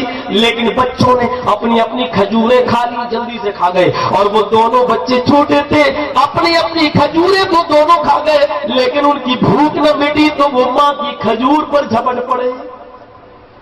हजरत आयशा कहती है कि मैंने अपनी आंखों से ये मंजर देखा है कि उस खजूर पर जब वो बच्चे झपटे तो मां की ममता जोश में आई और मां खुद भूखी रह गई, लेकिन मां ने उस खजूर के भी 2 टुकड़े कर दिए। वो एक खजूर जो बची उसके 2 टुकड़े कर दिए, और एक टुकड़ा उसने अपने इस बच्चे को दे दिया और एक टुकड़ा इस बच्चे को दे दिया। मेरी प्यारी बहनों सुनो, औरतों के ऊपर तुम बहुत कुछ सुन चुकी हो, अपने ऊपर तुमने बहुत कुछ सुन लिया है, लेकिन 1-2 वाकयात ये भी सुन लो। मेरी प्यारी माँ और बहनों, ये वाकया तुम्हारी जिंदगी में इबरत भरेगा, तुम्हारी जिंदगी में एक हैसियत पैदा करेगा और तुम्हें तुम्हारा मकाम समझाने की कोशिश करेगा। तुम अपने मकाम को भूल गई हो। मेरी प्यारी माँ और बहनों, जरा सुनते रहिए। उस औरत ने अपने उस खजूर के भी 2 टुकड़े कर दिए और आधा आधा उसने अपने दोनों बच्चों को दे दिया और पानी पिया और चल देती है। अल्लाह के नबी जब घर पे आए तो हजरत आयशा फरमाती है कि अल्लाह के नबी आज ऐसा मंजर सामने आया, मेरे पास एक खजूर थी, मैंने उस औरत को दे दी, उसने 2 टुकड़े कर दिए, या 3 थी, उसने एक दोनों बच्चों को दे दिया, और अपने खजूर को भी लड़ने झगड़ने पर झपटने पर उसने अपने दोनों बच्चों को आधा खजूर दे दिया। अरे अल्लाह के नबी, मैंने देखा वो औरत खुद भूखी रही, लेकिन उसने अपने बच्चों को भूखा नहीं रखा। वो खुद भूखी रही लेकिन बच्चों के लिए गर्दिश करती रही, एक घर से दूसरे घर जाती रही, अपने बच्चों के लिए बड़ी आजमाइश में मुब्तला हो गई है वो औरत। अल्लाह के नबी बैठने भी नहीं पाए थे घर में कि कहने लगे, आयशा क्या तुमने ये मंजर अपनी आंखों से देखा है? हाँ अल्लाह के नबी, मैंने अपनी आंखों से देखा है। आयशा, खुद तुमने वो खजूर उठाकर उस औरत को अपने हाथ से दिया है? हाँ, मैंने वो खजूर उनको अपने हाथ से दिया है। आयशा, उस औरत ने अपना खजूर भी उन दोनों बच्चों को दे दिया था। हाँ आयशा, कयामत के दिन तुम्हें गवाही देना है, बिल्कुल सच सच बताओ, क्या ये मंजर तुमने सब अपनी आंखों से देखा है? हाँ अल्लाह के रसूल फरमाया, आयशा, जो औरत अपने बच्चों के लिए आजमाई गई है, तकलीफ में मुब्तला की गई है, फिर भी वो अपने बच्चों को पाल रही है। आयशा, तुम नहीं जानती हो, खुद वो औरत भूखी रहकर अपने बच्चों को پال پوس کر اپنے بچوں کے لیے آزمائی جانے کی بنیاد پر اس عورت نے کتنا بڑا کام کیا، اپنی کھجور ان بچوں کو دے کر خود بھوکی رہ گئی. وجبت علیہا الجنہ وجبت علیہا الجنہ وجبت علیہا الجنہ. عائشہ اس عورت نے اپنے اوپر جنت کو واجب کر لیا، جنت کو واجب کر لیا، جنت کو واجب کر لیا. تم 4 لڑکیاں ہیں، گئی 5واں بھی حمل ہے پیٹ میں، الٹرا ساؤنڈ پہ چیک کرایا، ڈاکٹر نے کہا لڑکی نہیں چاہیے، 4 تو پہلے ہی سے موجود ہیں، کہا تو جائز بات نہیں، ختم کر اس کا تو کیا گرا دیا. آج کی یہ ماڈرن عورت، اللہ کے نبی تو کہہ رہے ہیں جو اپنے بچوں بچیوں کے لیے آزمائی جائے اس کو جنت کی بشارت وجبت علیہا الجنہ. میری پیاری بہنوں، جن عورتوں نے اپنے پیٹوں کے بچے گرائے ہیں وہ بھی سن لیں، اور یہ وعید بھی سن لیں، یہ دھمکی بھی سن لیں.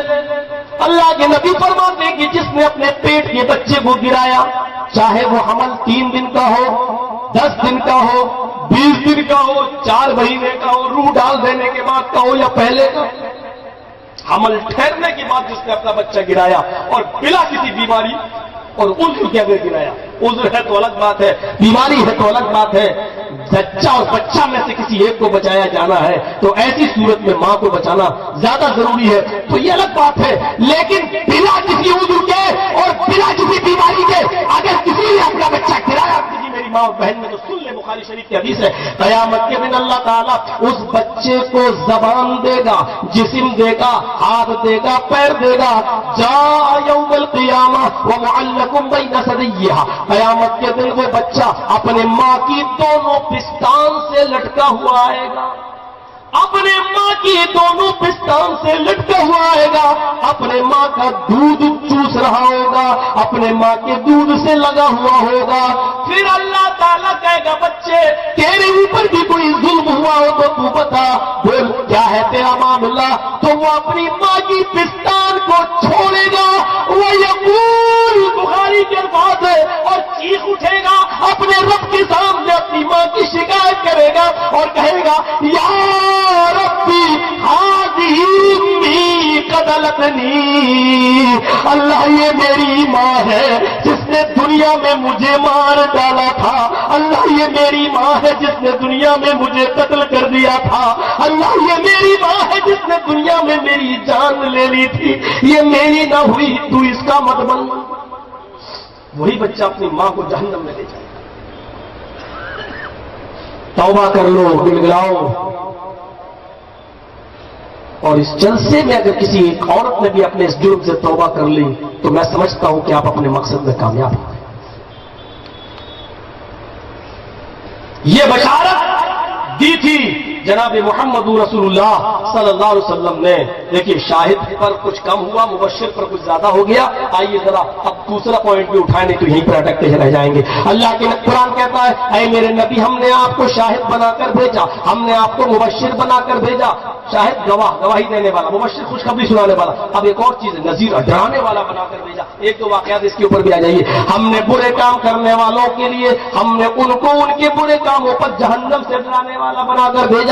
نبی اکرم نے لوگوں کو جہنم سے اتنا ڈرایا کہ اللہ کے نبی فرماتے، مسلم شریف کے الفاظ ہیں ان اهون اهل النار عذابا یوم القیامت لرجل یوزع فی اخمص قدمیہ جمرتان.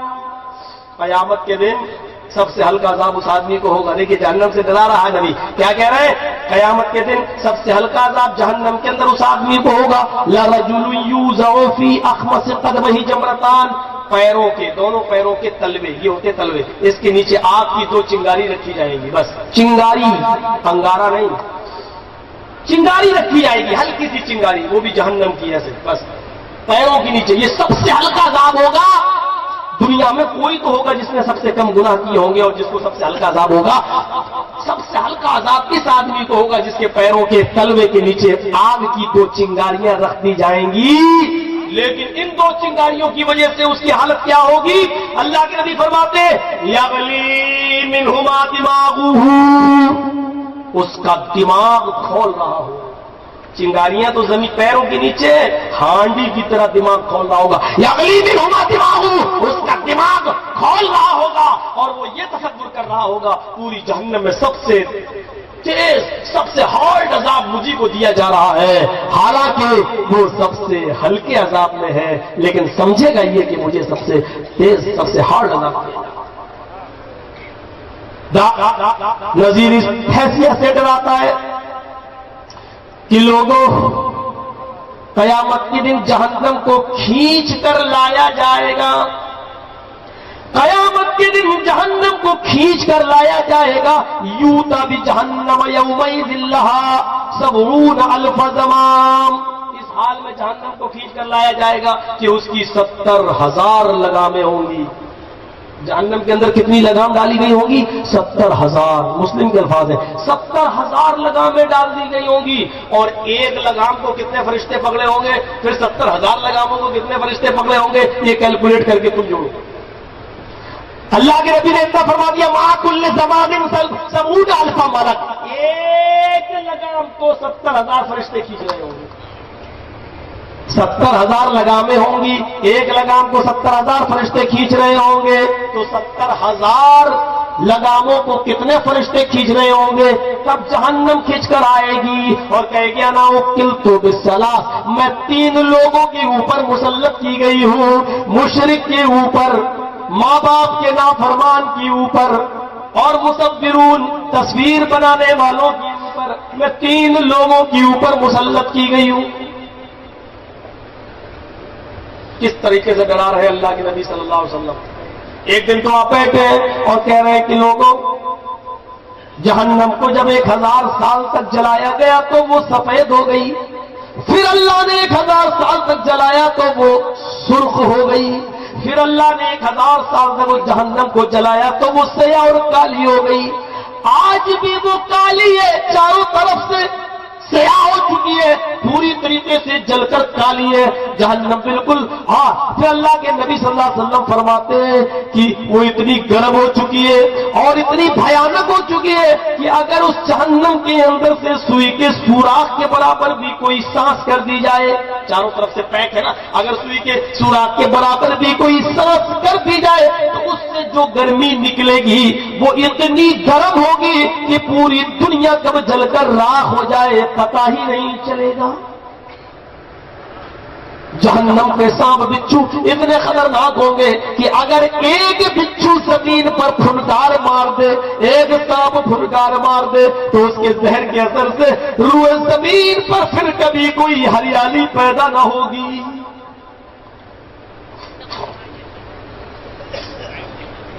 जहन्नम से डरा रहे अल्लाह के नबी सल्लल्लाहु अलैहि वसल्लम।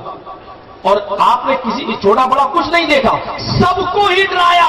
यहां तक के पहाड़ी पे चढ़े तो आपने फरमाया, या बनी काब इब्न लुई ननक़िज़ु अनफुसकुम मिनन नार, या बनी अब्द शम्स ननक़िज़ु अनफुसकुम मिनन नार, या बनी अब्द मनाफ ननक़िज़ु अनफुसकुम मिनन नार, या बनी अब्दुल मुत्तलिब ननक़िज़ु अनफुसकुम मिनन नार। फिर आपने सब खानदान वालों को डराते डराते फरमाया, या फातिमा बिन्त मुहम्मद ननक़िज़ी नफ्सकी मिनन नार, या सफिय्या बिन्त अब्दुल मुत्तलिब ननक़िज़ी नफ्सकी मिनन नार। आपने फरमाया, आए काब इब्न लुई के खानदान वालों, अपने आप को जहन्नम से बचाओ। आए मुर्रा इब्न काब के खानदान वालों, अपने आप को जहन्नम से बचाओ। आए बनी अब्द मनाफ के लोगों, अपने आप को जहन्नम से बचाओ। आए बनी अब्द शम्स के लोगों, अपने आप को जहन्नम से बचाओ। आए बनी अब्दुल मुत्तलिब के लोगों, अपने आप को जहन्नम से बचाओ।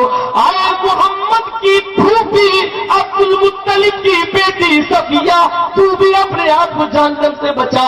और आए मोहम्मद की बेटी फातिमा, या फातिमा बिन्त मुहम्मद, आए मोहम्मद की बेटी फातिमा, अनक़िज़ी नफ्सकी मिनन नार, तू भी अपने आप को जहन्नम से बचा। आए मेरी बेटी सलीनी बिमाली माशीती, दुनिया में तू जो चाहे मुझसे मांग ले, दुनिया में जो चाहे तू मुझसे ले ले, लेकिन कयामत के दिन इन्नी ला उग़नी अन्की मिनल्लाहि शैया, कयामत के दिन मैं तेरे कोई काम ना आऊंगा। सबको जहन्नम से डराया, इसलिए आप नजीर भी हैं, शाहिद, मुबश्शिर, नजीर, ये 3 चीजों पर हल्की सी रोशनी डाली। دائی، چونکہ آپ پوری 40 سال کے بعد سے لے کر 63 سال کی عمر تک 23 سال میں دائی رہے اور اللہ کی طرف بلاتے رہے، اس لیے اس میں ہم تھوڑا زیادہ وقت لے لیں گے اور دوسرے واقعات کی بنسبت میرے بھائیوں طرف دیکھیے اللہ کے نبی کو قرآن نے کیا کہا، وَدَاعِيًا إِلَى اللَّهِ، ہم نے آپ کو اللہ کی طرف دعوت دینے والا بنا کر بھیجا، اس کی پوری زندگی اللہ کی طرف دعوت دیتے ہوئے ہو گئی۔ کوئی بھی بات ہوئی یہاں سے لیجئے، اللہ کے نبی صلی اللہ علیہ وسلم کی دعوت کو یہاں سے لیجئے کہ جب حکم ہوتا ہے کہ آپ کھلم کھلا لوگوں کو تبلیغ کریے تو آپ کوہ صفا پہ چڑھ گئے اور کوہ صفا پہ چڑھنے کے بعد لوگوں سے یہی کہا، سب کو اکٹھا کر لیا اور اکٹھا کرنے کے بعد جو آپ نے دعوت دی وہ اللہ کی طرف دعوت تھی، اور دعوت کیا تھی؟ قولوا لا الہ الا اللہ یا ایھا الناس قولوا لا الہ الا اللہ۔ چونکہ ابھی مسلمان ہوئے ہی نہیں تھے اس لیے مومنوں نہ کہہ کر ایھا الناس کہتے تھے، یا ایھا الناس قولوا لا الہ الا اللہ تفلحوا، اے لوگوں تم اللہ کی عبادت کرو، ایک اللہ کو مان لو، اللہ کے علاوہ تمہارا کوئی معبود نہیں، یہ کہہ دو، قولوا لا الہ الا اللہ تفلحوا، صرف اپنی زبان سے لا الہ الا اللہ کہہ دو، کامیاب ہو جاؤ گے۔ دعوت دی یہاں سے شروع ہوتی ہے اللہ کے نبی صلی اللہ علیہ وسلم کی دعوت۔ 3 لوگوں کی جماعت کی نبی اکرم کو مشورہ دینے کے لیے آتی ہے، اللہ کے نبی دیکھیے ان کو بھی دعوت آئے مشورہ دینے۔ اچھا محمد ایک بات ہے سنو، ہمیں ہماری قوم کے لوگوں نے بھیجا، اس میں عتبہ بھی شامل ہے، کہ اللہ کے رسول میں چاہتا ہوں اے محمد تم ہمارے درمیان رہے ہو، تم کیوں نوٹنکی کر رہے ہو؟ آپ نے غور سے سنا ان کی بات، کہا کہ آپ اپنی بات کریے۔ بات کرنے لگے کہ اگر تم کو دیکھیے لالچ دیکھیے، اگر تم کو حکمراں بننا ہے تو صرف زبان کھولو، ہم آپ کو اپنا حاکم مان لیتے ہیں، بادشاہ مان لیتے ہیں، بتائیے تو۔ اور اگر آپ کو روپیہ پیسہ چاہیے، دولت کے لیے یہ سب کام کر رہے ہو تو پھر مجھے بتائیے، ہم اتنا دے دیں گے آپ کو کہ پوری زندگی آپ کبھی بھوکے نہیں رہ سکتے ہیں، دولت ہی دولت آپ کے پاس ہوگی، عرب کے سب سے بڑے رئیس آدمی ہو جائیں گے۔ اور ساتھ میں ایک اور لالچ دیا، اگر یہ ساری نوٹنکی آپ اس لیے کر رہے ہیں کہ آپ کسی خوبصورت لڑکی سے پیار کرتے ہیں، شادی کرنا چاہتے تو وہ بھی رکھیے، آپ حکم کیجئے، اشارہ کیجئے، وہ شہزادی ہم لا کر آپ کے قدموں پہ ڈال دیتے ہیں، آپ زبان کو چلائیے، بتائیے ان تینوں چیزوں میں سے آپ کو کس چیز کی ضرورت ہے، لیکن آپ یہ سب بند کر دو جو آپ پیش کرتے ہیں۔ اللہ کے نبی نے کہا مجھے کیا چاہیے؟ آپ نے قرآن کی چند آیتیں ان کے سامنے رکھ دی اور اس انداز سے قرآن ان کے سامنے پڑھنا شروع کر دیا کہ تینوں کے تینوں سنتے رہے، ایک لفظ بھی نہیں ہے بولے، اٹھ کے چل دیے۔ آپ نے لوگ آپ کو لالچ دینے آ رہے ہیں، آپ ان کو اللہ کی دعوت دے رہے ہیں، داعیاً اللہ، یہ تھا اللہ کی طرف بلانے والا، آپ ان کو اللہ کی طرف دعوت دے رہے ہیں۔ ایک ایک کر کے تینوں اٹھے اور اٹھنے کے بعد جب اپنی قوم میں جانے لگے تو عتبہ کا چہرہ بڑا عجیب و غریب تھا، لوگ دور سے ہی دیکھ کر، ان کی قوم کے لوگوں نے دور سے ہی دیکھا تو آپس میں کہنے لگے اللہ کی قسم، عتبہ جو چہرہ لے کر یہاں سے گیا تھا اور یہ تینوں آدمی جو یہاں سے چہرے لے کر گئے تھے وہ چہرے لے کر واپس نہیں آ رہے، مجھے لگتا ہے اپنے منصوبے پہ ناکام ہو گئے، مجھے لگتا ہے کہ محمد کا جادو ان کے اوپر بھی چلا۔ دعوت دی ان کو بھی تو اللہ کی طرف۔ لوگوں نے ایک سرکش کو بھیجا، ڈاکٹر تھا، بہت بڑا حکیم تھا، اس سے کہا لوگوں نے جاؤ اللہ کے نبی پاگل ہے تم ان کا علاج کرو، پیسہ مت لینا ہم دے دیں گے۔ آیا اور اللہ کے نبی سے کہنے لگا کہ آپ گھبرائیے نہیں، آپ کا میں علاج کرنے آیا ہوں۔ اللہ کے نبی نے کہا اچھا، بیٹھ گیا، کہ اپنی بیماری بتاؤ۔ دیکھیے آپ گھبراؤ نہیں، پیسہ آپ کو نہیں دینا، پیسہ مجھے لوگ دے دیں گے، مجھے صرف اپنی بیماری بتاؤ کیا ہے۔ میں ویسے تو لوگوں نے بتا دیا کہ تم پاگل ہو، مجنون ہو، میں تمہارا علاج کر دیتا ہوں، تمہارے اوپر کسی جن بھوت پریت کا سایہ میں تمہارا علاج کر دیتا ہوں، بیٹھو۔ آپ نے کہا کچھ اور بھی بیماری ہے مجھے، بیٹھ گیا، ہاں ٹھیک ہے، آپ گھبرائیے نہیں، پیسہ مجھے قوم کے لوگ دے دیں گے، آپ بتائیے کیا بیماری۔ آپ نے کہا بیٹھو، بیٹھ گیا، اس نے سوچا میرا کام آسان ہے، جیسے ہی بیٹا اللہ کے نبی نے کہا میری بیماری سنو گے؟ اس نے کہا جی بتائیے کیا ہے۔ لیا کیا, قلم علم لے کے بیٹھ گیا, بتائیے نسخہ میں تیار کرتا ہوں. اللہ کے نبی نے کہا ان الحمد للہ نحمده ونستعینه ونستغفره ونعوذ باللہ من شرور انفسنا ومن سیئات اعمالنا من يهده الله فلا مضل له ومن يضلل فلا هادي له. بس یہی کر رہے ہیں, من يهده الله فلا مضل له ومن يضلل فلا هادي له. قلم رکھتا زمین پر کہتا ہے کہ یہ کیا بیماری ہے؟ اے محمد یہ کون سی بیماری ہے؟ کہا یہ بیماری ہے. کہتا آیت کلمات تک, میں اس بیماری کو سمجھا نہیں, پھر سے اپنے کلمے دہراؤ. آیت کلمات تک اپنے کلمے پھر سے دہراؤ, یہ تو میں نے سنا ہی نہیں.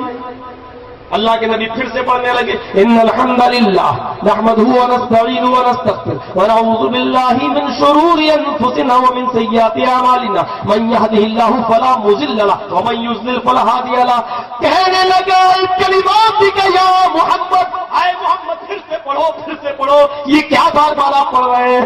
آپ نے پھر سے پڑھا ان الحمد للہ نحمده ونستعینه ونستغفره ونعوذ باللہ من شرور انفسنا ومن سیئات اعمالنا من يهده فلا مضل له ومن يضلل فلا هادي له. کاغذ پھاڑا, قلم توڑا, کہنے لگا محمد پاگل آپ نہیں ہے میں ہوں, مجنون آپ نہیں ہے, اب تک میں تھا. اے محمد آپ نے جو بیماری بتائی ہے میں نے اپنی آنکھوں سے دیکھا ہے کہ آپ پیدا ہوئے تو آپ کا باپ نہیں, آپ کی ماں بھی آپ کو چھوڑ کے چلی گئی 6 سال کی عمر میں, آپ کو پڑھانے لکھانے والا کوئی نہیں ملا, اور آپ جو مجھے یہ کلمے سنا رہے ہیں اس کا تعلق آپ سے ہو ہی نہیں سکتا ہے. من يهده الله فلا مضل له ومن يضلل فلا هادي له. اللہ جس کو ہدایت دے اس کو کوئی گمراہ نہیں کر سکتا, اور جس کو گمراہ کر دے اس کو کوئی ہدایت نہیں دے سکتا. اے محمد ابن عبداللہ, یہ قوم کے لوگ پاگل ہیں جنہوں نے مجھے آپ کے پاس بھیجا ہے, مجھے بھی اپنے مذہب میں شامل کر لو, مجھے بھی اپنے مذہب میں, مجھے بھی اپنے راستے پہ لے آؤ. اور اس نے وہیں پر ہاتھ سے ہاتھ ملایا اور کلمہ بلند کیا, اشہد ان لا الہ الا اللہ وان محمد عبدہ ورسولہ. یہ کلمہ پڑھ کر وہ مسلمان ہو گیا. میں بتانا یہ چاہتا ہوں میرے بھائیوں, ایک ڈاکٹر, ایک حکیم نبی کا علاج کرنے آ رہا ہے, اور نبی کو قوم کے لوگ پاگل اور مجنون کہہ کر ڈاکٹر کے پاس اس آدمی کو بھیج رہے ہیں, اور اللہ کے رسول یہ نہیں کہہ رہے ہیں کہ ایک کمینے, ایک پاگل, تجھے میں پاگل دکھتا ہوں, لیکن آپ اس کو بھی بٹھا رہے ہیں اور اس کو بھی دعوت دے رہے ہیں تو اللہ کی دعوت دے رہے ہیں, اس کو بھی تبلیغ کر رہے ہیں تو اللہ کی طرف بلا رہے ہیں. داعیاً الی اللہ, وہ اللہ کی طرف دعوت دینے والا ہے.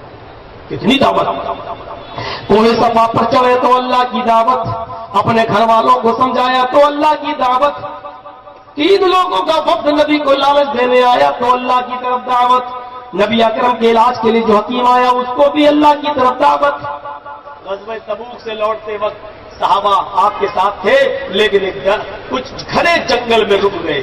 یہ واقعہ وہ ہے جو آپ نے چمن اسلام میں چھوٹے چھوٹے بچے یہ واقعہ پڑھتے ہیں اور تقریریں سناتے ہیں, لیکن چونکہ یہ واقعہ بخاری شریف کے اندر آیا ہے اس لیے ذرا اس واقعے کو سنتے جائیے, مت سوچیے کہ چھوٹے چھوٹے بچے سناتے رہتے ہیں. یہ واقعہ بخاری شریف کی حدیث کا. اللہ کے نبی صلی اللہ علیہ وسلم جب لوٹے اس جنگ سے تو صحابہ سے کہا تھوڑا سا آرام کر لو, جاؤ درختوں, بہت سے درخت ہیں جنگل میں, اپنے اپنے کوئی درخت کے نیچے جا کر لیٹ جاؤ, میں بھی درخت کے نیچے لیٹتا ہوں. آپ نے اپنی تلوار اٹھائی اور اس درخت کے اوپر ٹانگ دی, لٹکا دی, اور اسی درخت کے نیچے آپ آرام کرنے لگتے ہیں. جیسے ہی آپ سوتے ہیں آنکھ لگتی ہے, ایک کافر جو نبی اکرم کے قتل کے ارادے سے آ رہا ہے, اس نے بہت سے انعام کے لالچ میں دیکھا کہ نبی اکیلے سو رہے ہیں, آج اچھا موقع ہے, تلوار بھی لٹکی ہوئی ہے, کیوں نہ کام تمام کر دوں. چپکے سے آیا اور درخت کے اوپر چڑھ گیا, تلوار اتار لی. حافظ احمد ابن حجر الاسقلانی رحمۃ اللہ علیہ نے بخاری کی شرح کرتے ہوئے لکھا ہے کہ اس آدمی کا نام دعسور تھا. دعسور, دال عین سے واؤ میں دعسور, اس آدمی کا نام دعسور تھا. وہ جیسے ہی پیڑ کا درخت پر اور اس نے وہ تلوار اتاری اور اوپر ہی سے جمپ لگا دیا, نیچے کود گیا. جیسے ہی وہ نیچے کودا اس درخت کے, نبی اکرم نے اس کی دھماکے کی آواز, اس کے کودنے کی اور جمپ کی آواز سنی تو آپ اٹھ گئے. اس کے ہاتھ میں ننگی تلوار ہے, یہ آگے بڑھ رہا ہے نبی کے قتل کے ارادے سے. اللہ کے نبی صلی اللہ علیہ وسلم سنبھل کر بیٹھ جاتے ہیں, کھڑے نہیں ہوئے, بیٹھ جاتے ہیں. یہ آگے بڑھتا ہے اور تھوڑی دوری ہے ابھی 10-15-20 قدم کی، اور اتنی دوری سے ہی وہ کہہ رہا ہے من یعصمک منی یا محمد، اے محمد بتا تجھے آج میرے ہاتھ سے کون بچائے گا؟ تلوار بھی میرے ہاتھ میں ہے، یہ ننگی تلوار۔ وہ داعی اس کو بھی دعوت دیتا ہے اللہ کی، اپنے قریب موت کو دیکھ رہے ہیں، 10 قدم کا فاصلہ ہے، ہاتھ میں اس کے ننگی تلوار ہے، لیکن چہرے پہ شکن نہیں ہے، چہرے پہ پریشانی نہیں ہے۔ وہ جب پوچھتا ہے کہ بتا تجھے میرے ہاتھ میں کون بچائے گا، محمد ابن عبداللہ کی زبان سے جواب نکلتا ہے اللہ۔ اللہ کا نام لیا، بس اللہ بچائے گا۔ کون سا کرنٹ تھا اس لفظ اللہ میں، اور کون سی کشش تھی اس لفظ اللہ میں، اور تلوار اس کے ہاتھ سے زمین پر۔ وہ جانتے تھے اللہ کون ہے، وہ جانتے تھے اللہ کی قدرت کیا۔ کافر تھا ضرور، لیکن اللہ کی قدرت جانتا تھا۔ آج کا مسلمان اللہ کی قدرت نہیں جانتا، وہ کافر ہو کر بھی پہچانتا تھا کہ اللہ ہر چیز پر قادر ہے، وہ میرے ہاتھ میں تلوار دے سکتا ہے تو تلوار ہونے کے باوجود محمد رسول اللہ کو نہتا بھی بچا سکتا ہے۔ ایک کافر کو یقین تھا لیکن مسلمان کو یقین نہیں ہے۔ وہ کہتا بابا تیرے در پہ آیا ہوں تو جھولا جھولی بھر گئی۔ وہ کافر تھے، ان کو یقین تھا۔ اللہ کا نام سنا، تلوار اس کے ہاتھ سے گر گئی۔ اللہ کے نبی نے وہ تلوار اپنے ہاتھ میں لے لی، فرمایا اب تو بتا کہ تجھے میرے ہاتھ سے کون بچائے گا؟ الٹ گیا کیس، تو بتا کہ تجھے میرے ہاتھ سے کون بچائے گا؟ کہنے لگا کوئی نہیں، آپ ہی کے ہاتھ میں تلوار ہے، آپ ہی چھوڑ۔ اتنے قریب موت کو دیکھا، پھر بھی کہا اللہ بچائے گا۔ اس کو بھی اللہ کی دعوت دی اور اس کو معاف بھی کر دیا کہ جا، تو مجھے مارنا بھی چاہتا تو مار نہیں سکتا تھا، جا یہاں سے چلا جا۔ میرے پیارے ساتھیوں، ہر قدم پر اللہ کی دعوت۔ ذرا دیکھیے تو صحیح کہ ایک مسجد ہے، مسجد نبوی کے نام سے مشہور ہے، ایک دیہاتی ہے۔ دیہاتی کیسے ہوتے ہیں یہ دیہات میں جانے کے بعد پتہ چلتا ہے۔ اس زمانے میں بھی ایک دیہاتی تھا، وہ سن رکھا تھا، اس کو معلوم نہیں تھا مسجد میں کیا ہوتا ہے۔ وہ آیا، اللہ کے نبی اپنے ساتھیوں کے ساتھ مسجد میں بیٹھے ذکر و اذکار میں لگے۔ یہاں یہ آدمی آیا دیہاتی اور مسجد کے کونے میں دھوتی اٹھائی اور لگا پیشاب کرنا۔ مسجد کے کونے میں اٹھا، لنگی اٹھا کے پیشاب کرنا شروع کر دیا بیٹھ کے۔ وہ دیہاتی تھے لیکن پھر بھی بیٹھ کے پیشاب کرتے تھے۔ ہم ماڈرن کلچر میں اور ماڈرن سوسائٹی میں ہیں، لیکن پیشاب ایسے کرتے ہیں شاید کتا بھی نہ کرتا ہو۔ کتا بھی یہ پیشاب کرتا ہے تو ایک پیر اٹھا لیتا ہے تاکہ چھینٹے نہ۔ ہم کتوں سے بھی زیادہ ذلیل ہو گئے جو ایسے پیشاب کرتے ہیں جس کے بارے میں بولنا آپ یہ کہیں گے کہ پوری تقریر چوپٹ کر دی مولانا صاحب، اتنے اچھے سے جملے بول کر آپ نے کہاں لا کے دھمک دیا۔ ایسا پیشاب کرتے ہیں۔ وہ دیہاتی تھا، مسجد میں آیا اور پیشاب کرنے لگا اور صحابہ بھی اٹھے، ہٹ ہٹ ہٹ ہٹ۔ اللہ کے نبی نے کہا بیٹھ جا۔ صحابہ سے کہا تم نے جب اس کو پیشاب کر رہا کر لینے تو، پیشاب رکتا تو ہے نہیں۔ آپ لاکھ کوشش کریں، کوئی آدمی اگر پیشاب کر رہے ہو آپ اور کوئی بھگائے تو آپ روک تو لیں گے، لیکن جب بھاگیں گے تو رکے گا نہیں، کچھ ادھر گرے گا کچھ ادھر گرے گا کچھ ادھر گرے گا۔ تو اللہ کے رسول نے مسجد کا خیال رکھتے ہوئے کہا یہ پیشاب کرنا کرنے دو، اگر کرنے کی حالت میں اس کو بھگاؤ گے تو پوری مسجد ہی خراب کر دے گا۔ ابھی تو ایک حصہ ناپاک ہو رہا ہونے دو، پانی یعنی ڈل جائے گا، پاک ہو جائے گی، لیکن پوری مسجد ناپاک ہو گئی تو پورا مسجد دھونا پڑے گا۔ پیشاب کر چکا ہوں، اب دیکھیے نبی کی دعوت۔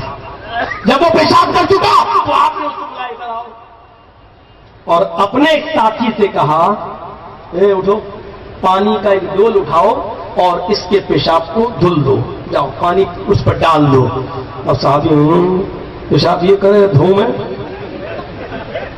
پیشاب تو اس نے کیا دھلوا رہے مجھ سے اللہ کے نبی، لیکن کچھ کہا نہیں، اللہ کے رسول کا حکم تھا، اس لیے صحابہ اٹھا صحابی اور اس نے اس کی جگہ پر پانی ڈال دیا۔ اب وہ بھی دیکھ رہا تھا کہ یہی اخلاق تھا، 3 گھنٹے اور 2 گھنٹے کی تقریر نہیں ہوتی تھی اللہ کے نبی کے زمانے میں۔ میرے بھائیوں، اس نے دیکھا ہے پیشاب تو میں نے کیا اور اللہ کے رسول دھلوا رہے ہیں اپنے ساتھی سے۔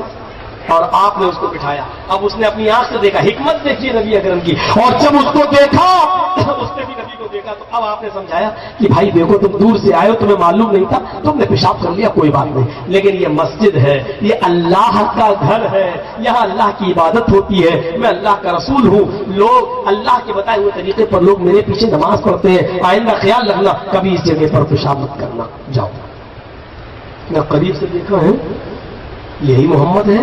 لوگ تو پاگل کہتے ہیں, مجنو کہتے ہیں, دیوانہ کہتے ہیں, وہ تو بڑا عقل مند ہے, بڑی اچھی باتیں بتائی ہیں. وہ پیچھے لوٹ کے جا رہا, پیچھے مڑ کے دیکھتا جا رہا, دروازے میں پہنچا, پیچھے مڑ کے دیکھتا ہے, کیا اتنے کام پر تو اس کو قتل کر دینا چاہیے, اس کے آدمیوں کو مجھے مار ڈالنا چاہیے, لیکن مجھ سے پیشاب تک صاف نہیں کرایا. وہ مسجد سے باہر نکلا اور 10 قدم آگے گیا, پھر پیچھے پلٹ کے آیا, چوکٹ پکڑتا کہتا ہے اللہ کے رسول میری قوم نے جھوٹ بولا ہے مجھ سے کہ آپ پاگل ہیں, مجنون ہیں, دیوانے ہیں. آپ پاگل و مجنون دیوانے نہیں ہیں, آپ برحق ہیں. اشہد ان لا الہ الا اللہ واشہد ان محمدا عبدہ ورسولہ. کلمہ پڑھ کے اسلام لے. یہ 2.5 گھنٹے اور 3 گھنٹے بولنے کے بعد بھی پوری تقریر 14-15 مارچ کو ہونے والا یہ اجلاس فجر کی نماز میں پتہ چل جائے گا کہ کتنا کامیاب ہوا اور کتنا ناکام ہوا. یہ ہماری مسجدیں بتلا دے گی میرے پیارے ساتھیوں اور دوستوں. وہاں گھنٹوں بھر اور رات رات بھر جلسے نہیں ہوتے تھے, صرف چند نصیحت کی, اپنا اخلاق دکھلایا اور اخلاق کی ایسی تلوار چلائی کہ خود گرویدہ ہو گئے اور اسلام.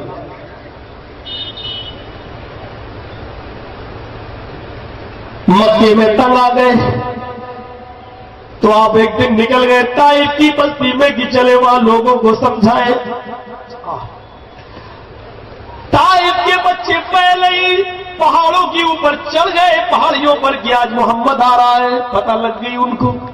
اور جو ہی اللہ کے نبی نے فرمایا لوگوں ایک اللہ کی عبادت کرو, قولوا لا الہ الا اللہ, مار کھا رہے ہیں, پتھروں کی بارش ہونے لگتی ہے, اتنا سر پہ پتھر پڑا کہ سر پھٹ گیا, خون پیروں پہ گرا, جوتے بھی خون میں جم گئے. میرے بھائیوں جب ہوش آیا تو کیا دیکھتے ہیں کہ 2 فرشتے میرے پاس کھڑے ہیں اور کہہ رہے ہیں کہ محمد صلی اللہ علیہ وسلم آپ سے بھی اجازت دیں, ان طائف والوں کو ہم 2 پہاڑیوں کے بیچ میں لا کر پیس دیں.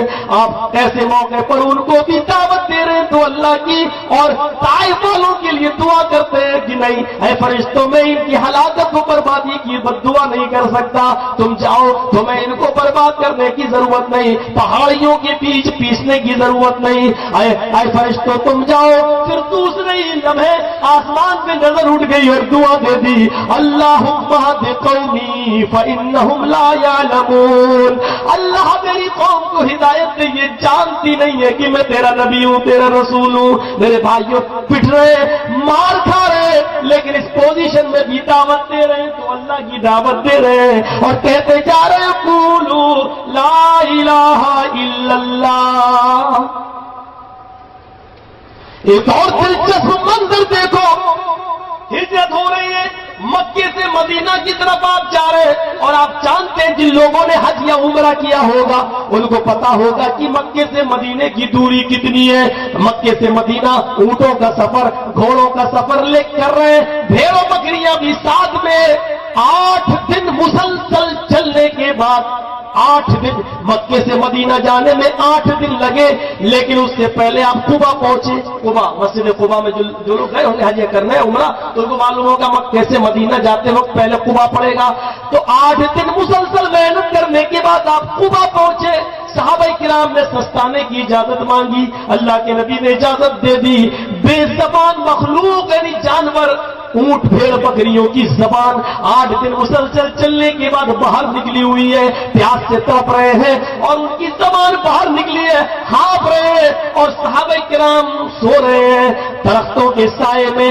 8 دن مسلسل سفر کرنے کے بعد صحابہ سو رہے ہیں اور جانور اپنی زبان باہر نکالے ہوئے, لیکن محمد رسول اللہ تھکنے کے باوجود بھی اسی قبا میں ایک مسجد کی بنیاد رکھ رہے ہیں, ایک مسجد کی اینٹ رکھ رہے ہیں, وہاں مسجد کی تعمیر کرنے لگے.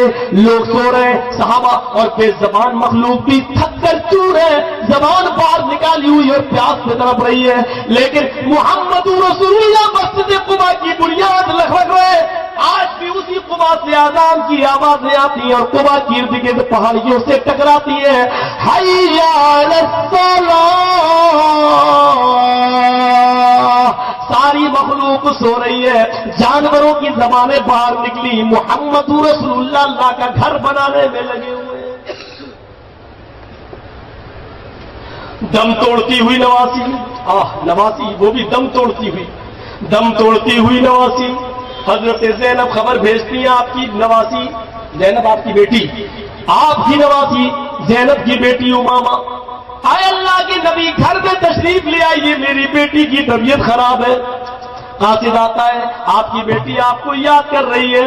اللہ کے نبی صحابہ میں لگے ہوئے ہیں اور صحابہ کرام کو بتا رہے ہیں کہ سمجھا رہے ہیں.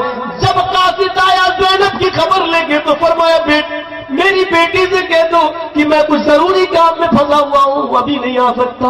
وہ قاصد گیا اور زینب سے کہنے لگا کہ تمہارے ابو کسی ضروری کام میں لگے ہوئے نہیں آ سکتے. انہوں نے کہا جاؤ اور اللہ کا واسطہ دینا کہ تمہیں ہر حال میں آنا ہے, تمہاری نمازی کی طبیعت ٹھیک نہیں ہے. اللہ کے نبی جناب محمد رسول اللہ کو اس قاصد نے کہا آپ کی بیٹی نے آپ کو اللہ کا واسطہ دیا ہے اور ہر حال میں اٹھیے اور دیکھیے اپنی نمازی کو دیکھ لیجیے ایک آخری نظر, وہ اس پوزیشن میں نہیں ہے کہ زیادہ دیر زندہ رہ سکے.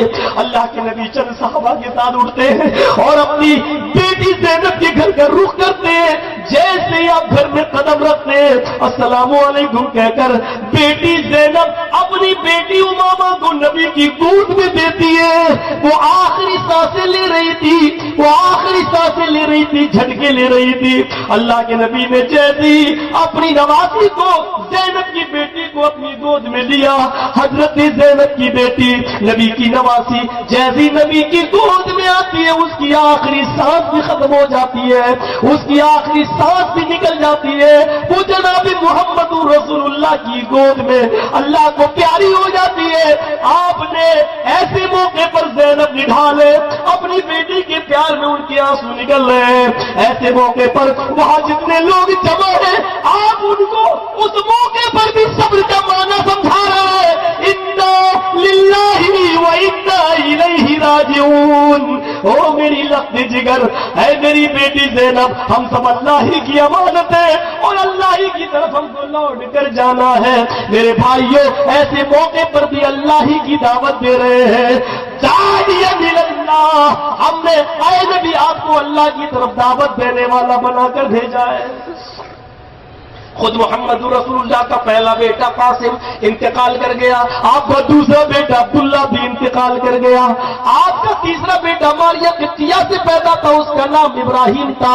جب وہ 1.5 سال کا ہوا تو وہ بھی آخری سانسیں لے کر اللہ انتقال کر گیا. جب اللہ کے نبی اپنے بیٹے کو دیکھ رہے ہیں, ابراہیم جو آخری بیٹا تیسرے نمبر پہ اور ماریہ قبطیہ کے بدن سے پیدا, جب آپ نے اپنے اس لخت جگر کو انتقال کی حالت میں دیکھا تو میرے بھائیوں اپنے بیٹے کی لاش کے پاس آ کر بیٹھ گئے اور بیٹھ کر کہنے لگے ان العین تدمع والقلب يحزن. او میرے بیٹے تیری جدائی سے میری آنکھیں آنسو آ گئے, میرے آنکھوں میں آنسو آ گئے اور میرا دل غمگین ہے.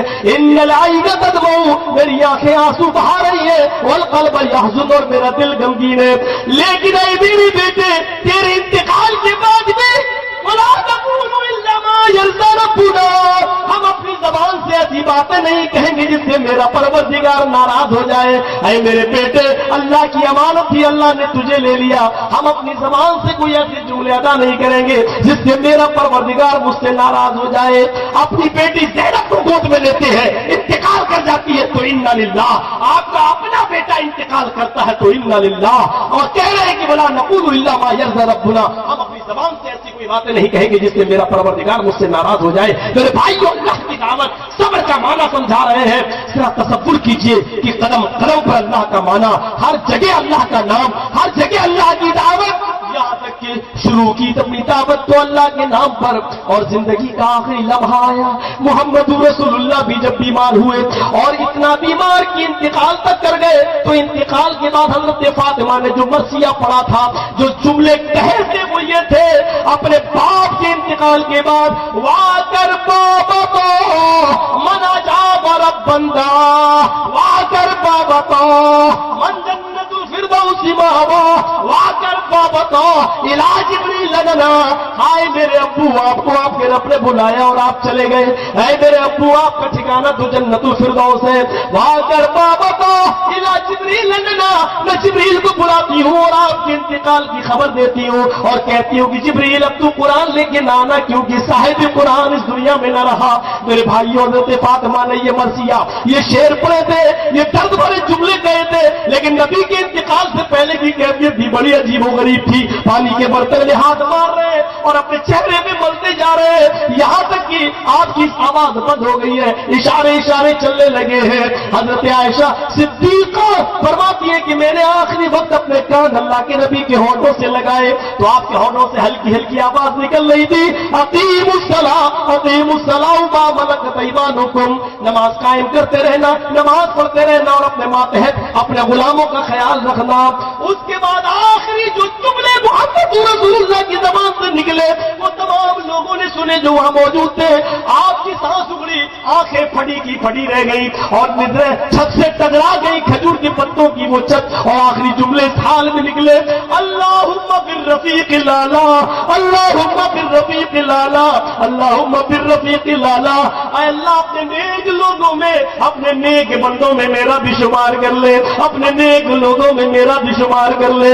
आखिरी जुमले अल्लाह के नबी के यही निकले और फिर पूरी दुनिया को रोशनी पहुंचाने वाला सूरज हमेशा के लिए बुझ गया, पूरी दुनिया को चमकाने वाला सूरज हमेशा के लिए गुरूब हो गया है और अल्लाह को प्यारे हो गए। मेरे भाइयों आखिरी जुमला भी अल्लाह के नाम पर ही खत्म हुआ है, अल्लाह के नाम पर। यह था दाई, जिसकी मुख्तसर सी झलक मैंने आपके सामने रखी।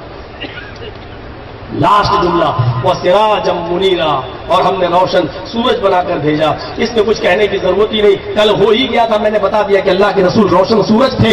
लेकिन मेरे भाइयों आसमान के सूरज में और नबी और मोहम्मद रसूलुल्लाह में थोड़ा सा फर्क है, और फर्क यह है कि आसमान का सूरज जिस तरीके से पूरब से निकलता है तो रात के अंधेरे को खत्म कर देता है, ऐसे ही मोहम्मद रसूलुल्लाह ने भी गुनाहों का अंधेरा खत्म कर दिया।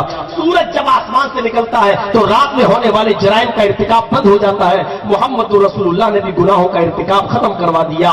फर्क इतना है दोनों सूरज में, आसमान का सूरज जब आसमान से निकलता है तो वो सिर्फ दिन में रहता है, रात में उसकी रोशनी खत्म हो जाती है। लेकिन मोहम्मद रसूलुल्लाह वो सूरज है कि जिसका जिक्र रात में भी होता है और दिन में भी होता है, जिसका नाम रात में भी लिया जाता है और दिन में भी लिया जाता है, और जिसकी तालीम पर अमल रात में भी होता है और दिन में भी होता है। तो मेरे भाइयों आसमान का सूरज सिराज मुनीर जनाब मोहम्मद रसूलुल्लाह सल्लल्लाहु अलैहि वसल्लम की रोशनी का मुकाबला नहीं कर सकता।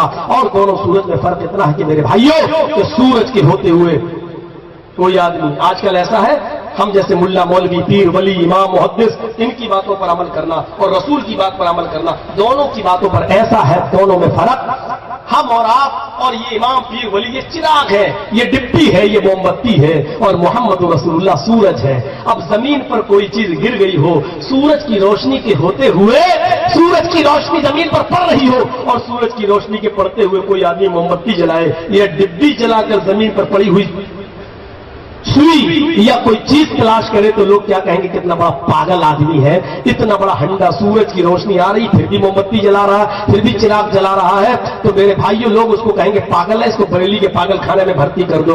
ऐसे ही मोहम्मद रसूलुल्लाह सल्लल्लाहु अलैहि वसल्लम की तालीम के होते हुए कोई हम जैसे मुल्ला मौलवियों पीर वली और इमामों और मुहद्दिसों और इनकी बातों पर अमल करने लगे और रसूल की बात को छोड़ दे, तो ये ऐसा ही है जैसे सूरज की रोशनी में कोई चिराग जलाकर कोई चीज ढूंढ रहा हो। जितना बड़ा ये पागल है उतना बड़ा ये पागल है जो मोहम्मद रसूलुल्लाह की शरीयत के होते हुए हम जैसे मुल्ला मौलवियों की बातों को बिगैर आंख देखे मान ले और बिगैर आंख बंद किए हुए उस पर अमल करता चला जाए। तो मेरे भाइयों सिराज मुनीर वो सूरज है कि जिसकी रोशनी रात में भी है और दिन में भी है। हम अल्लाह से दुआ करते हैं कि अल्लाह ताला हम सबको नबी अकरम के औसाफ हमीदा और उनके जरिए दी गई दावत पर अमल करने की तौफीक अता फरमाए। वमा अलैना इल्ला अल बलागुल मुबीन व आखिरु दावाना अनिल हम्दुलिल्लाहि रब्बिल आलमीन। अस्सलामु अलैकुम व रहमतुल्लाहि व बरकातहू। मौलाना जर्जिस साहब की वीडियोस देखने के लिए हमारे चैनल को अभी सब्सक्राइब करें और बाजू वाले बेल आइकन को ज़रूर से दबा दें।